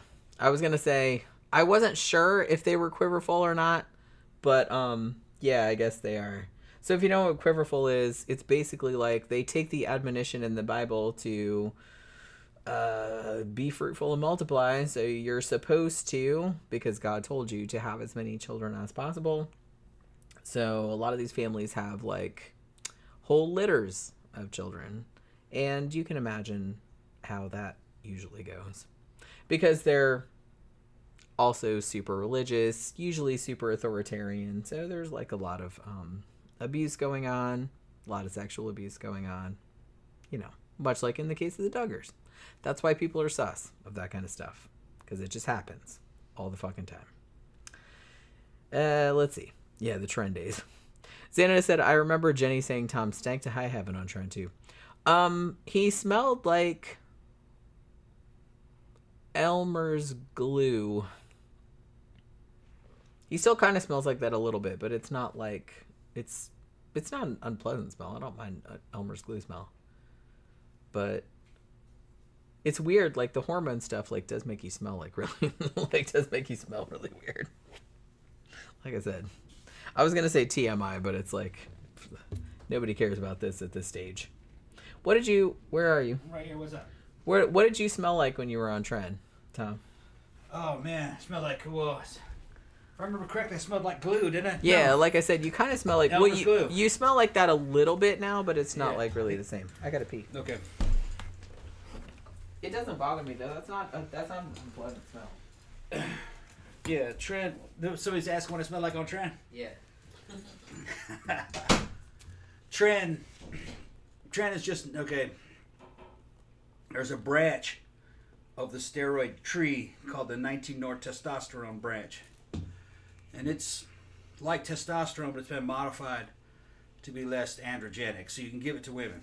That was the original concept. It came out in the 60s. In 19-nortestosterone, there's like 3 major esters. The esters are... It's a chain of molecules, the chain of fucking carbon atoms, I believe, around the molecules, if I remember correctly. and depending on how many molecules are on there, dictates what the half-life or the time release of that drug will be. So when you inject it, your body has to break down that outer shell, and then it'll start taking effect. It's called an ester. There's 3 major esters. One called durabolin. That was the original. Durabolin was short ester, also known as nandrolone phenylpropionate, which is NPP. So you got durabolin, and then they had that was a fast release one. I like that one. It's real dry. You don't bloat up on it. And then there was another one called decadurabolin, made by the same company. That's a company name. And it's a slow release version of that. That means you only have to inject it once a week, when they were originally prescribing it, instead of multiple injections per week, because it's longer ester. And there's another weird ass ester that they came out with called Trenbolone, which is 19-nortestosterone. But there's something weird about that ester. The bro science, or the dudes that actually take it in gyms and have fucked with it, we've kind of whittled it down to where only about 30% of the men that take it can handle it. Everybody else, it drives you crazy after about 3 months, 4 months. So if they do take it, you're supposed to come off of it quick. But the problem is it feels good, so you don't want to come off of it. It's kind of addictive. Other dudes seem to be able to fucking do fine on it. But it fucks up your hormones so bad, your estrogen levels are so low that your brain starts fucking malfunctioning, I guess, and it's pretty powerful. I mean, I've done a lot of powerful drugs, and it's as powerful as fucking LSD. But not in a fun way. But yeah. But it is mind-bending. But it's not visual like LSD, but it's mind-bending. And you get very aggressive after a while. You thought that you were king of the world. Oh, yeah, you become like a godlike fucking attitude. You were like, I think you even said to me, quote unquote, when you were on that, I am God. Oh, yeah, I am a God. Like I am a God. Yeah, God. Like you could kill anybody you wanted. Yeah. You feel superhuman. And I was like, no? Yeah. But okay. But at the same time, you feel very insecure. You think you're under attack, and paranoid. You get real confident, but you're also kind of simpy, like, fucking, you'd be real aggressive towards males and real simpy towards females. Kind of puts you in kind of an animalistic state where you're trying to make a nest and protect your mate type of deal, keeping all the other males away. There were times in clubs where I fucking basically just pushed dudes away because they were too close. And if you're weak or physically weak looking, and I don't know you when I was on Tran, I was just fucking, I couldn't stand you. I wanted to attack. Didn't want you to get you away. If you were strong, I'd be fucking, like, big, strong looking and intimidating or dangerous looking. I'd just be fucking vibing with that. Like, oh man, I gotta find out who this dude is. Man, this dude's fucking awesome. So you start to gravitate towards fucking bad dudes. You know what I mean? You can, like, vibe with them. It's a weird hormone. It makes you a werewolf, basically. I see those werewolf movies and go, yeah, that's it. Werewolf. You want to kill people. You don't actually do it, but you feel like you want to do it. You also feel like you might even, like, take a bite out of them. You're also kind of like pansexual. Everything looks female to you. Compared to you, they're all women. That type of deal. Yeah, that's the attitude you have. So you become kind of almost like a fucking evil leather daddy.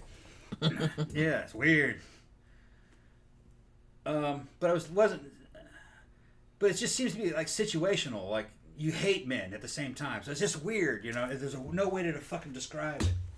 I asked him one time, I'm like, did you legit, like, kill anybody while you were on that? Like, that no. I don't know about? No, your memory's pretty good on it. It's just that your perception of reality and your emotional state is fucking horrible.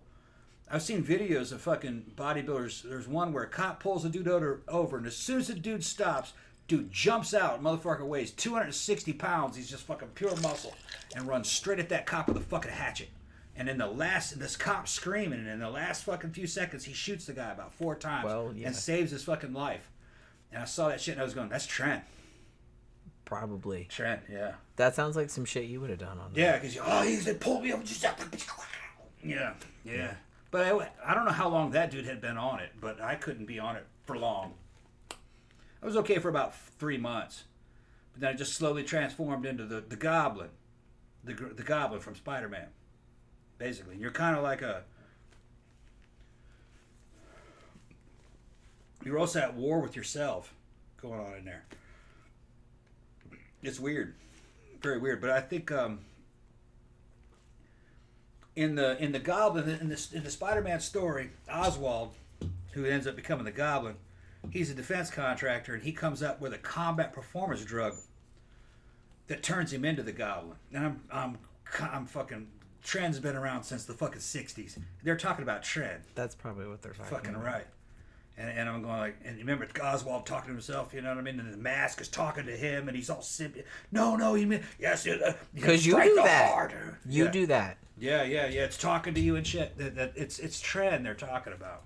Even when you're not on that. Yeah. Like sometimes I always kind of do that. It just gets mad. Yeah. It gets stronger. Like sometimes I'll be laying there like half asleep, and then Yeah. all of a sudden like Tom will be like half asleep, and he'll be like, "I hate you." Yeah, I hate you. Yeah. Like it's talking to me, or I'm talking to who him. are you talking to, Tom? Yeah. It's war. I will. Although I It's will the admit, war. when I first started hanging out with you and staying over your house and stuff like that, you had real bad nightmares. Yeah, and I had bad PTSD. Bad PTSD. Yeah. So it's like you were always waking up like thrashing around and like yelling and stuff like that, and it's like it's a lot better. That's than, how I got my VA stuff. Yeah. It got better over time. Yeah. I mean, you're kind of messed up. I used to start going, God, because I felt like I was being, in my mind, I could see wave after wave of fucking little capuchin monkeys jumping on me and biting me. Yeah. Monkeys everywhere. Yeah, because that's sometimes he would wake up and be like, the monkeys. Yeah. In the middle of the night, I was just eaten to death by monkeys. And the monkeys fucking hate me. Fucking screaming. And just teeth and eyes. Yeah, fucking weird. That would suck. Yeah. Because you're helpless in front of them. You know what I mean? And it's just weird, you know. But all that's kind of gone. Yeah, you're faded a lot over better. It faded over a few decades. You don't really seem to have nightmares like you used to. No, I'm telling you, fucking injecting test fucking helped all that shit, and guys in special forces all do it. VA, a lot of those fucking help groups and shit from guys that have PTSD in the special operations community, they're always on fucking test, because that's what keeps you positive. All guys that went on test ended up having much lower suicide rates, much lower homicide rates. Well, that's always good. Yeah. Guys that have PTSD have high homicide rates too. Well, yeah. But usually they're fighting other dudes. Yeah. Yeah. Xander said, I curse to myself a lot, so I can identify with Tom. It's healthy to talk to yourself. Mm-hmm. Well, that's good, because I talk to myself, like, pretty much all the time. Yeah. But, you know, I'm not bothered about it. I just do it. But I don't do it the same way he does it, though. Like, the way you do it is kind of different. Yeah. Although, like I said, it's almost kind of like fucking Tourette's syndrome. It just fucking comes out immediately. That's kind of, I was going to say it's kind of more like that. It's because you have different facets inside your personality. You have two different hemispheres of the brain, and there's a lot of stuff happening in my subconscious, and it fucking comes out, you know. And it's usually, it hates me, you know. It's like, I feel like Gollum. You know Gollum in the fucking ring? Yeah. It's like that. It's kind of like, I don't know. You want to talk about it? It's kind of like a feeling of self-loathing. Yeah. That it hates me. That it wants to kill me. Then it fucking is kind of like, I made you what you are. You wouldn't exist without me. So it kind of ends up being like Venom. Yeah. You know, like with fucking the Tom Hardy. Tom relates hard to like the Venom movie. Yeah. And it's part of my subconscious that's fucking considers itself to be responsible for my survival. That without it, I wouldn't have lived. That type of deal. It's interesting because I kind of feel like my brain fucks with me like all the time, like 24/7, as long as I can remember. So it's like I don't know any different. It's not so much that I think it's a different being or a different person. It's still me, but it's just another side of me. Yeah. There's kind of two sides of me. Like one side that's just like, why are you doing this? Like you suck and all this other kind of shit. And then like this other side is being like, man, chill out. What the fuck? So it's like, so it's a constant. Yeah. So I get that. I don't think it's extreme as yours. No, but that inner dialogue is much louder in me. Depending on the situation too. And it's not when I'm under stress. It's when I'm not under any stress. When I'm relaxed, it actually gets. I have to have noise playing in my ears all the time, or I won't be able to sleep. I can't be in silence for very long. Yeah, I've noticed. Because then I'll start to. It'll start to run away with me. Whereas, like, I'm the opposite. I like silence. No. If there's too much noise around, I get super, super stressed out. No, any kind of introspection. Any introspection can kind of like exacerbate it. Well, see, here's the thing. Like, I probably could use less introspection. Yeah. Because I'm really, like, in my own head all the time. Yeah. And it probably, like, fucks with me. But honestly, like, the more noise that's going on or the more activity that's going on, the more stressed out I feel. Because I'm very introverted, and it's just kind of like, so if there's, like, a lot of noise happening or a lot of activity happening or something like that, I get super, super stressed out. Right. And, like, I kind of, like, shut down a little bit. Yeah. Well,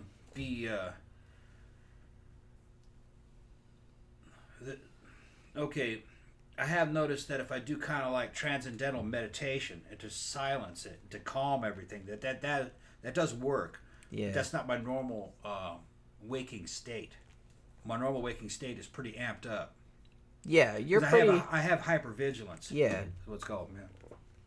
Yeah, I've noticed that you're pretty much like amped up all the time. Yeah. Which kind of like, I'm kind of like that too, but I'm constantly trying to like talk myself down from that. Yeah, right. Like I have a hard time like just relaxing because I'm like, oh my God, I have to do this and then do that and do this other thing. And it's just kind of like, I'm always thinking, why am I just laying here? I could be doing this and that and the other thing. And it like stresses me out. So it's like, I have a hard time just like relaxing and doing nothing. You know what I mean? Yeah. Even though sometimes I probably should. Yeah, we had some comments down in there. I think Senator was saying something about engines going. I was saying, I literally turn on old races on YouTube. Yeah. Because the sounds of car engines puts me right to sleep. Yeah. What does that to me is jet turbines. Yeah. Like if I have sounds of airfields, where you hear jet turbines whining in the back and fucking people talking and shit, I'll go to sleep pretty quickly. But I haven't found anything like that on YouTube yet. There's got to be something like that. Yeah. If it sounds like an airfield, because we would sleep on airfields a lot in Korea. I have a hard time sleeping with any noise because I'm just kind of like, I like to be able to listen to the noises of the house just because I'm like, what if something happens within the kitties and I have to get up and like I want to be able to hear them and so I like it being quiet. Yeah. And even when I work in here in the day, I don't usually put noise on in the background because it's like I like not having noise. Ian England says, the best thing about gear for me was knowing you were always right no matter what and would never second guess yourself. Being on gear? Yeah. I don't know which gear you're on, though. Which, like I said, that's not... I've never experienced that ever, so I don't really know what that's like. But, yeah, it's probably not a good thing, though. It's probably not a good thing, though. Depends thinking you're always right about everything. Women don't react to tests the same way men do. You give them tests, their bodies really... They didn't go through male puberty, so their bodies don't really know how to use it the way we do. And you give a woman test, and then you do a blood sample on her, and her fucking blood will look fucking kind of crazy. It's almost kind of like if you gave her fucking 20 milligrams of the shit, it looks like you gave her fucking 80. Because the way they react to it. Some doctors have recommended to give women a little bit of test per month when they're post-menopausal. There are a lot of women in the gym scene that do take tests. In general, any kind of anabolic steroid is based on test, basically, but they've taken off the androgenic features of it, so it's less masculinizing. Okay. That way you can give these steroids to children or women. Now, a lot of people don't know what the fuck I'm talking about. Why would you give women and children steroids? Steroids were not made, they were not developed to get you big. That's not what they were for. They were to heal you up after damage. If you get burned, or get your legs all fucking busted up, or you're in a car wreck, the doctors are going to want to heal you up as quickly as possible. And if you're fucked up, your endocrine system isn't going to be producing a lot of testosterone, and the testosterone is what you need to heal up. That's your human's hormone to cause healing.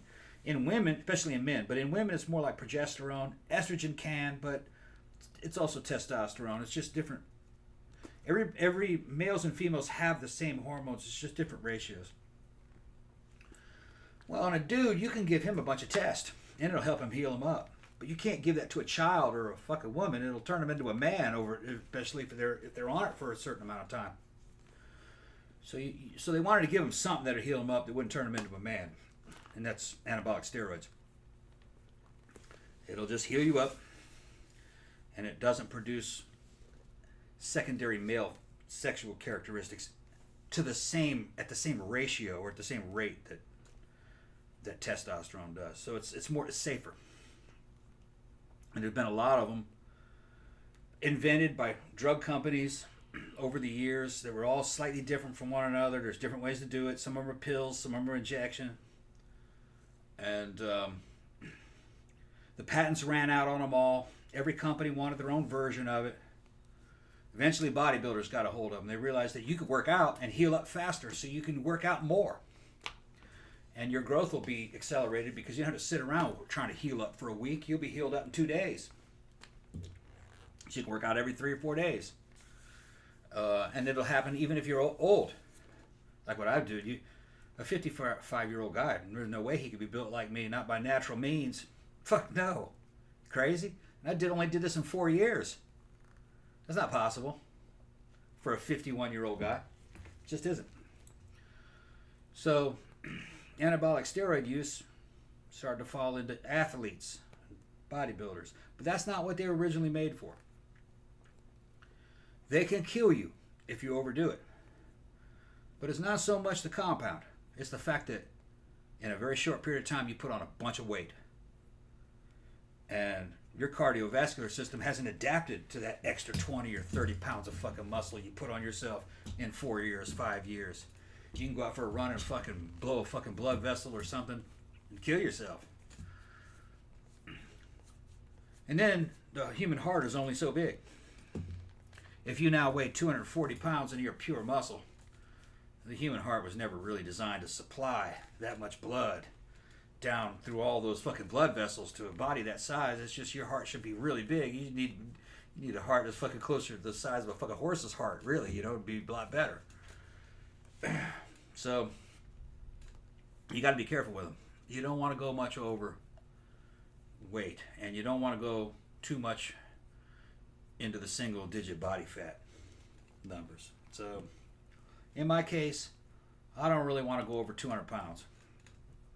And I don't want to go under 5% body fat. No way. I don't even want to go under 10% body fat. I'd be happy at 12, 13, 14.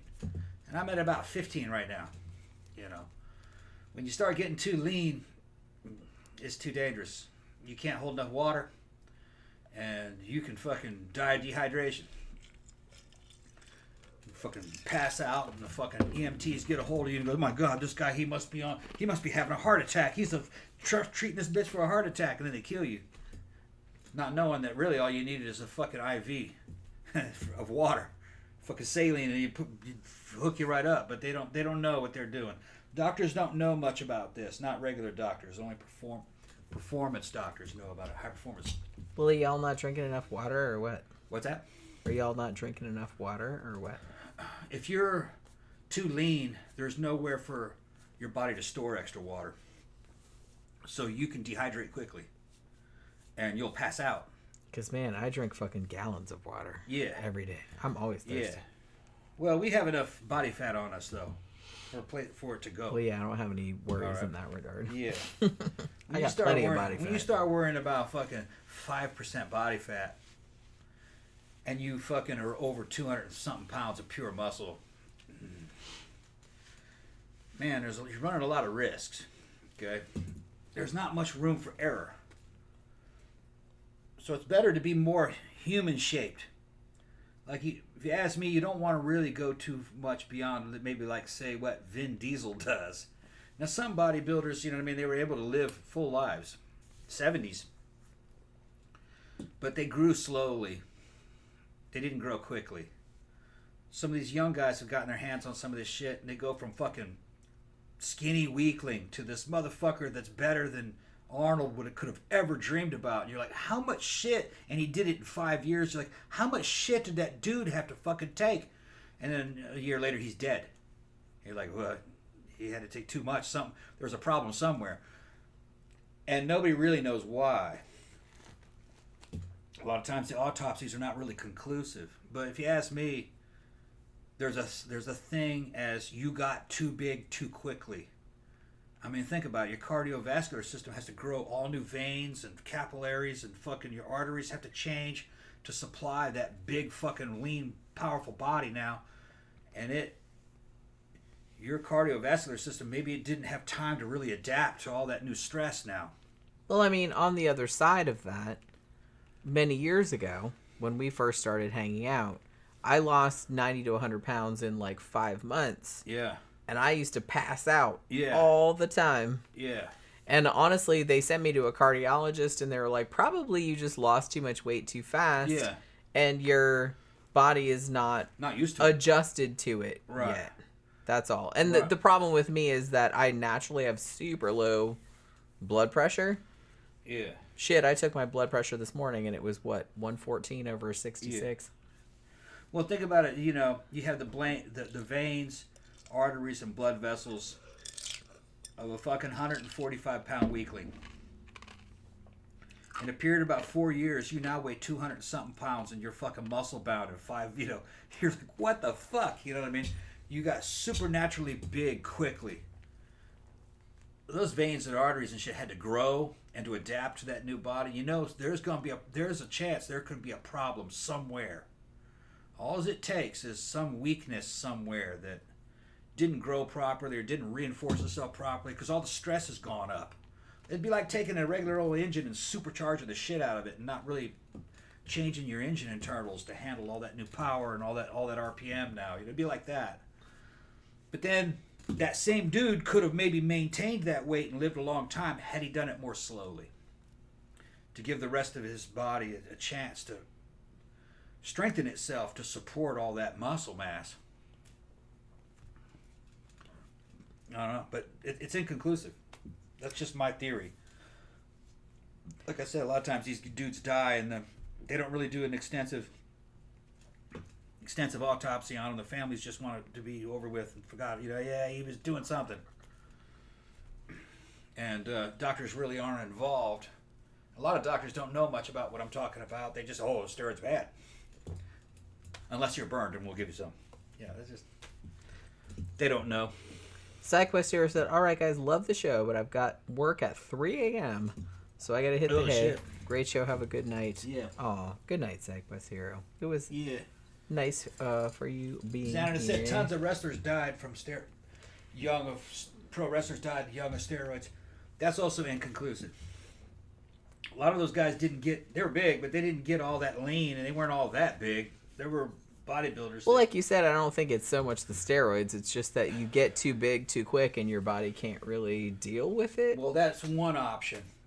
The wrestlers he's talking about, those dudes are also beating the fuck out of each other. Well, that too. On a regular basis. All right? And they were also partying. Which I don't talk about. Those dudes were party animals. So they're drinking, fucking getting high. Their diet really wasn't all that point. They weren't all that healthy, a lot of those guys. I mean, some of those dudes fucking snorted coke. So anything could happen. I think a lot of the wrestlers though died from physical abuse, getting hit in the head with fucking chairs and beating each other. Because some of that early wrestling when I was a kid, that shit was brutal, man. They were fucking pushing the boundaries of human limits, on a regular basis, hurting themselves.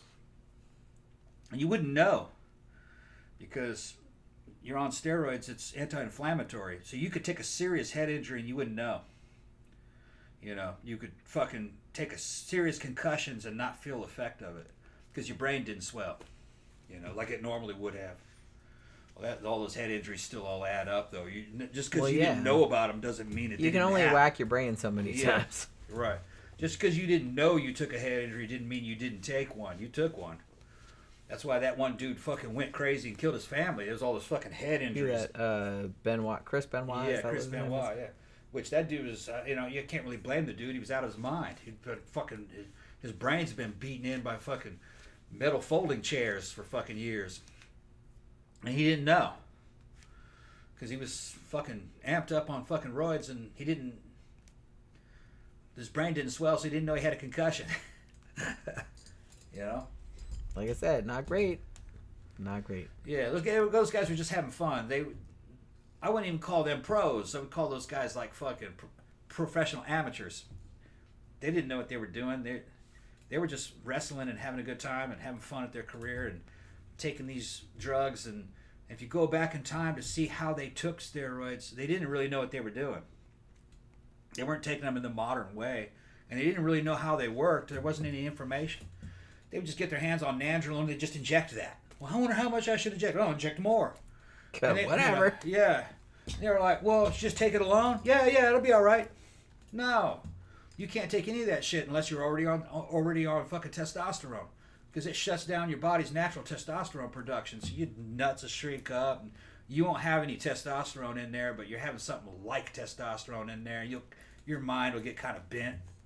You got to run a testosterone base if you're taking any of that gear. And once you take test, it's going to act like birth control. It's going to shut down your sperm production.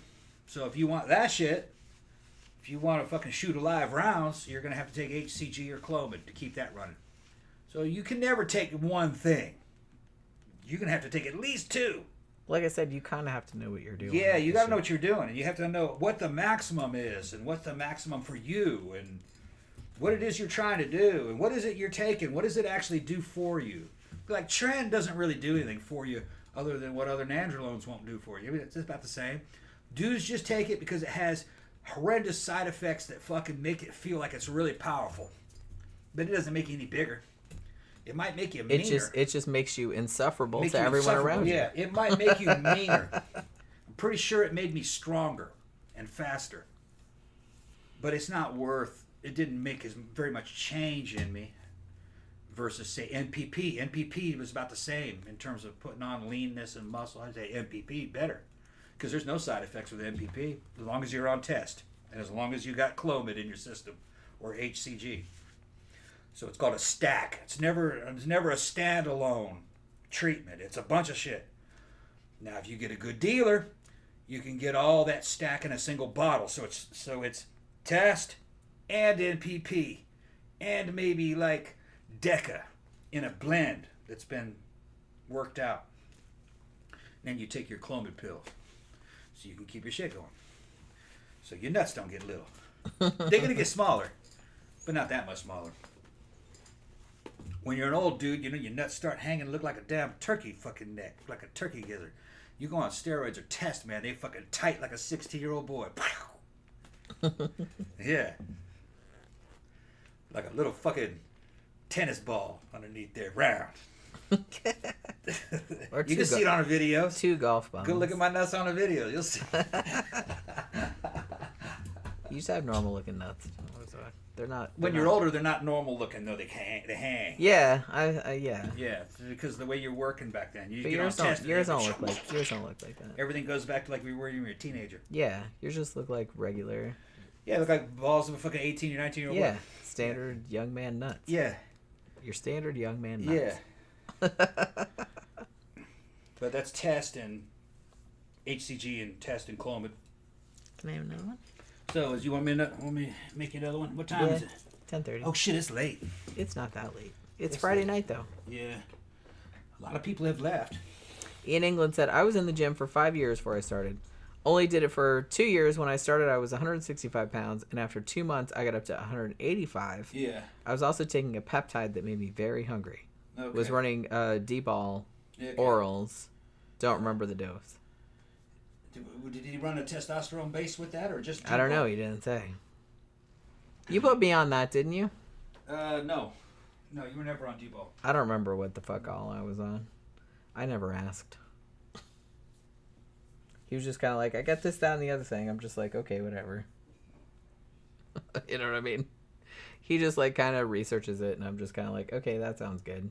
But like I said, it took a long time for us to find something that would like work on me, because a lot of stuff that he tried out that was supposed to be like good for women didn't really do anything, you know?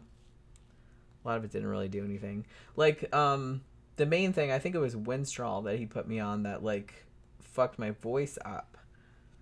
Like, didn't fuck it up, but just like made it like a lot deeper and a lot rougher, which I wasn't a huge fan of, but it wasn't like a huge deal or anything like that. And I kind of feel like it's not as bad as it was. But it, other than that, it didn't really do much of anything. Honestly, we didn't really see any reaction until like what he put me on recently. Was that?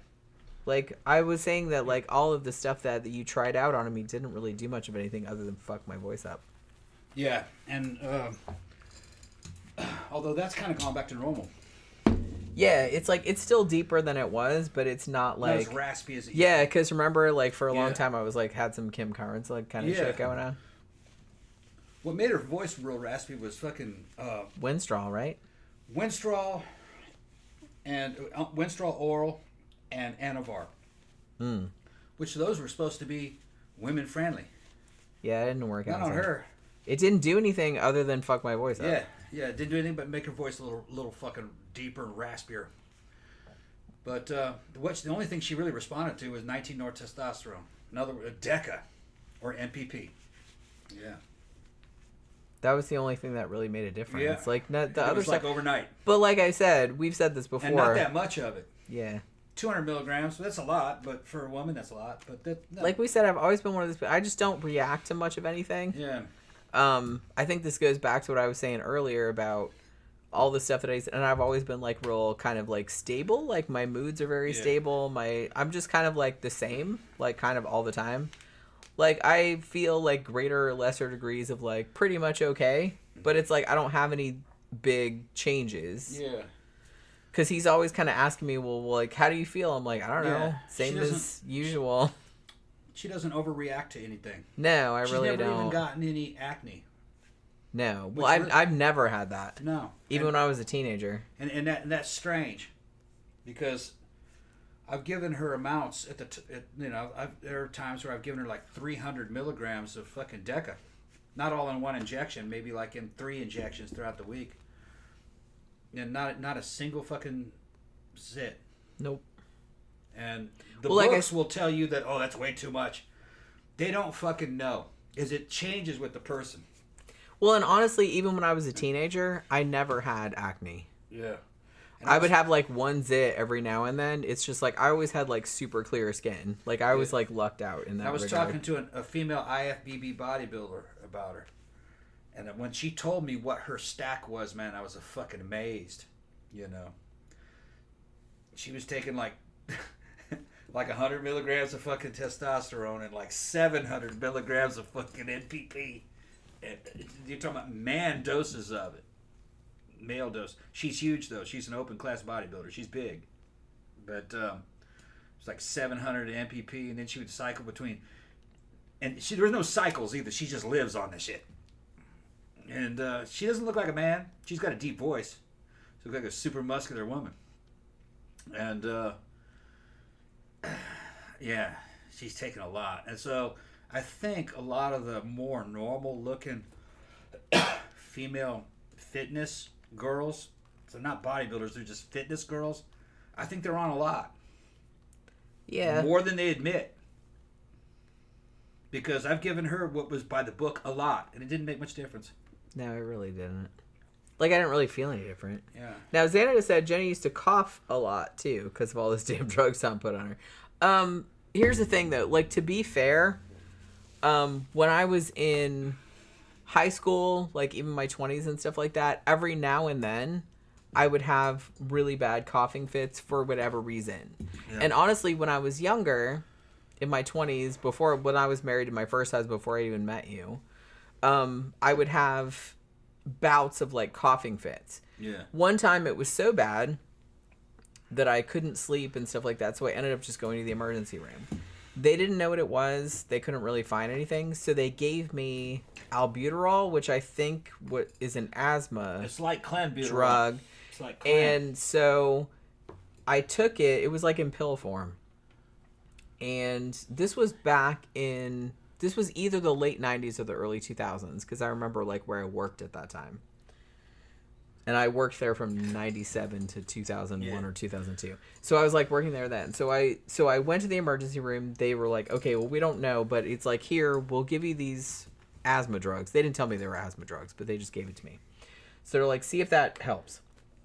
So I took it, and in its defense, it did make me stop coughing, which is good. However, it also made me feel like my heart was going to pop out my chest. Because it was like, pap, pap, pap, pap, pap. And it's just like, so I'm at work the next day, I'm like, ooh, I don't like this. Yeah. So I only took like 1 or 2 doses, and I'm just like, yeah, I'm not taking that anymore. But it did like not, but I do have like periodic like coughing fits, and it doesn't really have anything to do with the steroids or anything like that. I just have that, and I don't know what it is. Now, I had some, because of steroids, I had trend cough, and sometimes NPP will make me cough, but it's on injection. As you're injecting, you're all right, you're about halfway through the syringe or the dose, and you start coughing. Yeah, I have had that, but not that bad. It's only every now and then, and that's 19 or testosterones can do that. But I've had that for my whole life, like every now and then. Now, let me answer Ian. Ian said that he was taking oral or pills of Dianabol, but Clomid at the same time. He said no test, but I was taking Clomid. No test.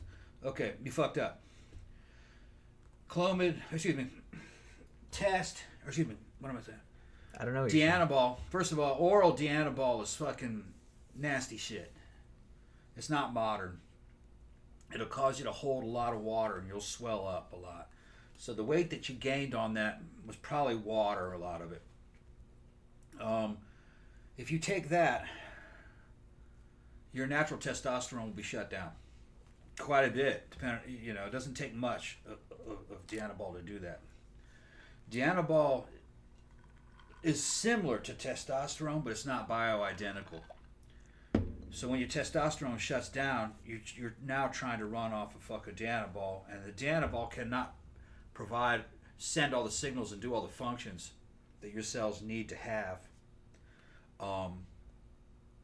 from test. So in other words, it's not a perfect substitute for test. If you're going to take Dianabol, you have to have a fucking testosterone base for it, which is redundant because they're very similar. All right.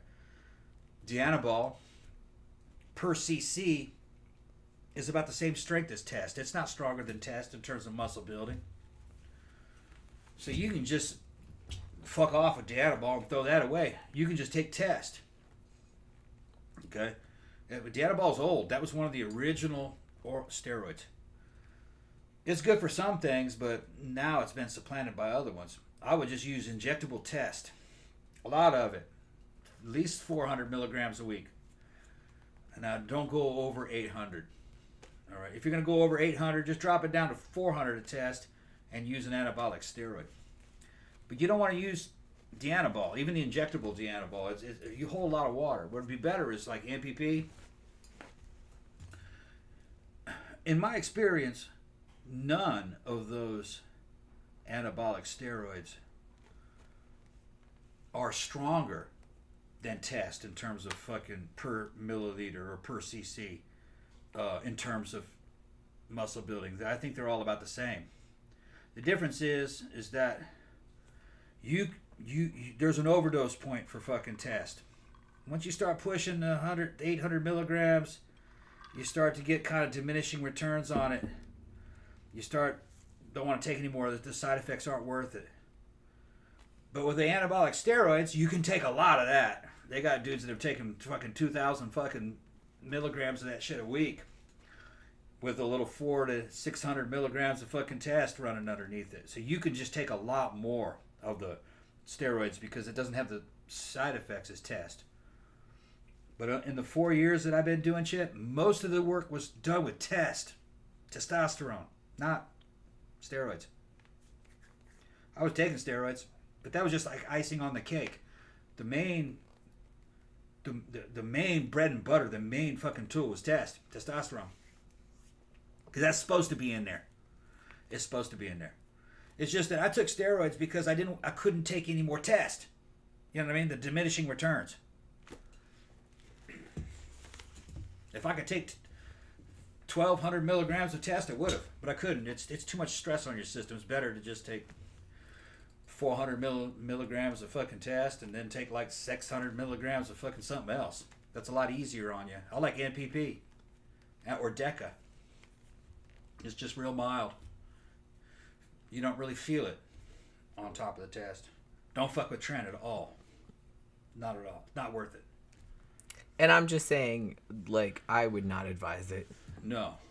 Because a lot of dudes like it because of the way it makes them feel. And Tom even like said, a fucking maniac. It calls me sometimes. Yeah, like he says, even now I kind of think about it, it's like, because he felt so good on it. I'm just like, yeah, but you make everyone else's life around you miserable. You literally want to fucking fight. You think you could fight you think you could fight a dump truck. Now, you may not think that you'll win against that dump truck, but that's not going to stop you from fighting it. That's how crazy you are. Like, yeah, I'll fight that dump truck. It'll crush me, but I'll fight it anyway. You're just fucking crazy. Like, you don't, like, think of the consequences of your actions. Yeah. You don't, like, No, you take Tren after about month 4 or 5, Tren's in charge, not you. You're a werewolf now. That's why I wear werewolf stuff.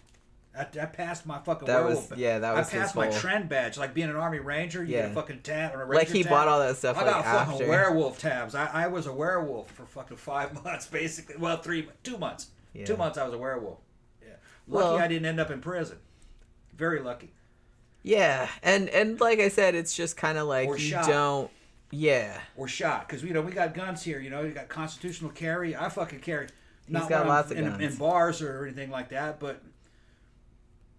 I would have jumped on some little motherfucker and fuck him up, or a big motherfucker to fuck him up, and he'd have shot me eventually. Yeah. Over something that could have been avoided. Yeah, it's not worth it. Yeah, because you don't, like I said, you don't really seem to understand the long-term effects of your actions, or you don't care about them. You don't care. So it's not so much the person. And like I said, I think that's what scared me the most about you being on it. And like I said, I didn't really know that you were on it until after all of this had happened, because you weren't. I was kind of hiding what I was. Yeah, you weren't really telling me. I thought I was hiding it. What was going on? Yeah, I thought I was hiding it. And so I just thought you were losing your fucking mind. And I was real paranoid. And so I was like, holy shit, like what the fuck what is your problem? And like you would say shit, like you would just come in and like say crazy shit. Yeah. And I was like, can I counter that, or is he gonna shoot me? Or it's like I wasn't real sure. I wouldn't have had to shoot you. No, I know, but it's just kind of like I didn't know, like, because you would say this crazy shit, and I'm just like, what does he want me to do with this information? Like, does he want me to argue about it, and then he's gonna hit me, or it's like, it was like this whole thing, and it's like, so it was very scary because like I didn't really know, because you would say crazy shit. You said crazy shit. Yeah. And I was just kind of like... I wasn't attacking her, by the way. No, you weren't. But it's just kind of like... But I didn't know... Yeah, what the problem was. Right, and I was just kind of like, well, I can't argue with this. Yeah. Like when you would come in and be like, I am a god. I can do whatever I want. And I'm just like... Okay. Just you act like you're some kind of god. It's a demigod. This is not, I'm a demigod. I'm a demigod. I do whatever the fuck I want. I mean, mostly I'm just kind of like, all right. Yeah. I'm just going to get back to what I was doing, okay? And what's funny is that you're not... Whatever. You're not 100% serious, but you feel that way. Yeah. You're real overconfident and real insecure at the same time. Paranoid. Yeah. You feel like pregnant Superman. And really what it is that's doing it when it comes to trend is that it causes your body to make a whole bunch of progesterone. And I wasn't on any kind of progesterone blockers because I'd been on it for a long time, and you think you're fucking bulletproof after about 3 months. Yeah, that was. You're like, I feel great. I don't need anything. I don't need any fucking progesterone blockers. There's no progesterone side effects. I mean, you're just fucking. You become the Terminator. I'm immortal. Goddammit. Yeah, and you're a fucking werewolf. You're the goblin. And progesterone doesn't affect men the way it does affect women. Usually women have progesterone in them, not men. So you're kind of like pregnant Superman. You think you're Superman and you're pregnant at the same time. It's weird. It's a weird feeling. It was an interesting... It's kind of like being on a rag. Era. Yeah. Well... I guess. I wouldn't... Well, you wouldn't know. Yeah, I wouldn't know. But progesterone's involved with all that. I think it's been... I've heard that it was more comparable to being pregnant. Probably. Yeah. Like, being on the rag is more like... honestly, I've been through menopause now, but it's just kind of like... It was more... For me, it wasn't so much emotional. Like, I would cry at shit that I probably wouldn't cry at. But I was aware of it. It's like, oh, that commercial's so fucking sad. You know what I mean? But it's just kind of like, I was aware it's like, oh, I must be on the rag or something like that. Like, it wasn't like any big deal. Like, honestly, for me, it was more pain. I was in a lot of pain. And I kind of feel like a lot of women experience that as well. So it wasn't, for me, like, being on the rag wasn't so much like, oh, she's acting so crazy or she's emotional or moody or whatever. As just like being in horrible pain all the time was mostly what it was for several days. So, Yeah, Ian said he didn't know what he was doing. But he also didn't have any side effects. But a couple of guys at his gym had pretty severe side. Yeah, the side effects really are they're dose dependent, but they're also case dependent. Depends on the dude, and I think a lot of it depends on age. A lot of people have noticed that the older you get, it seems to be the more tolerant you are of them because you're not young. So you don't have this young endocrine system that's fucking trying to make these hormones where your properly. Shit's just going all over the place. Yeah, and then all of a sudden a new hormone comes in and it tries to figure out how to balance all this out. We don't have an endocrine system that's powerful trying to balance any of this shit out. You inject it in there, it goes, okay. It doesn't fight it. It just goes, okay. Because you're too weak to fight it. Just like we are. It's old and it's just kind of like, whatever. Yeah, I can't make I can't make any hormones to counteract any of this shit. Just run with it. I don't give a fuck. That's what your system says. I feel like my body's been like that my whole entire life. Right. It's just kind of like whatever. He's just like, whatever. Right. Whatever. There's a good video on it on YouTube called what was it called? Everything You Know About Steroids is Wrong. And it's not coming from a gym bro. It's a scientist. All right.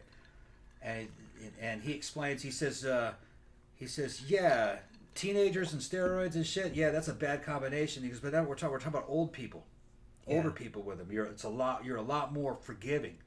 Your system doesn't fight it. Goes, like I said, you're a lot more stable as you get older. Yeah. Like I said, I never really. It's weird because I never really went through the whole.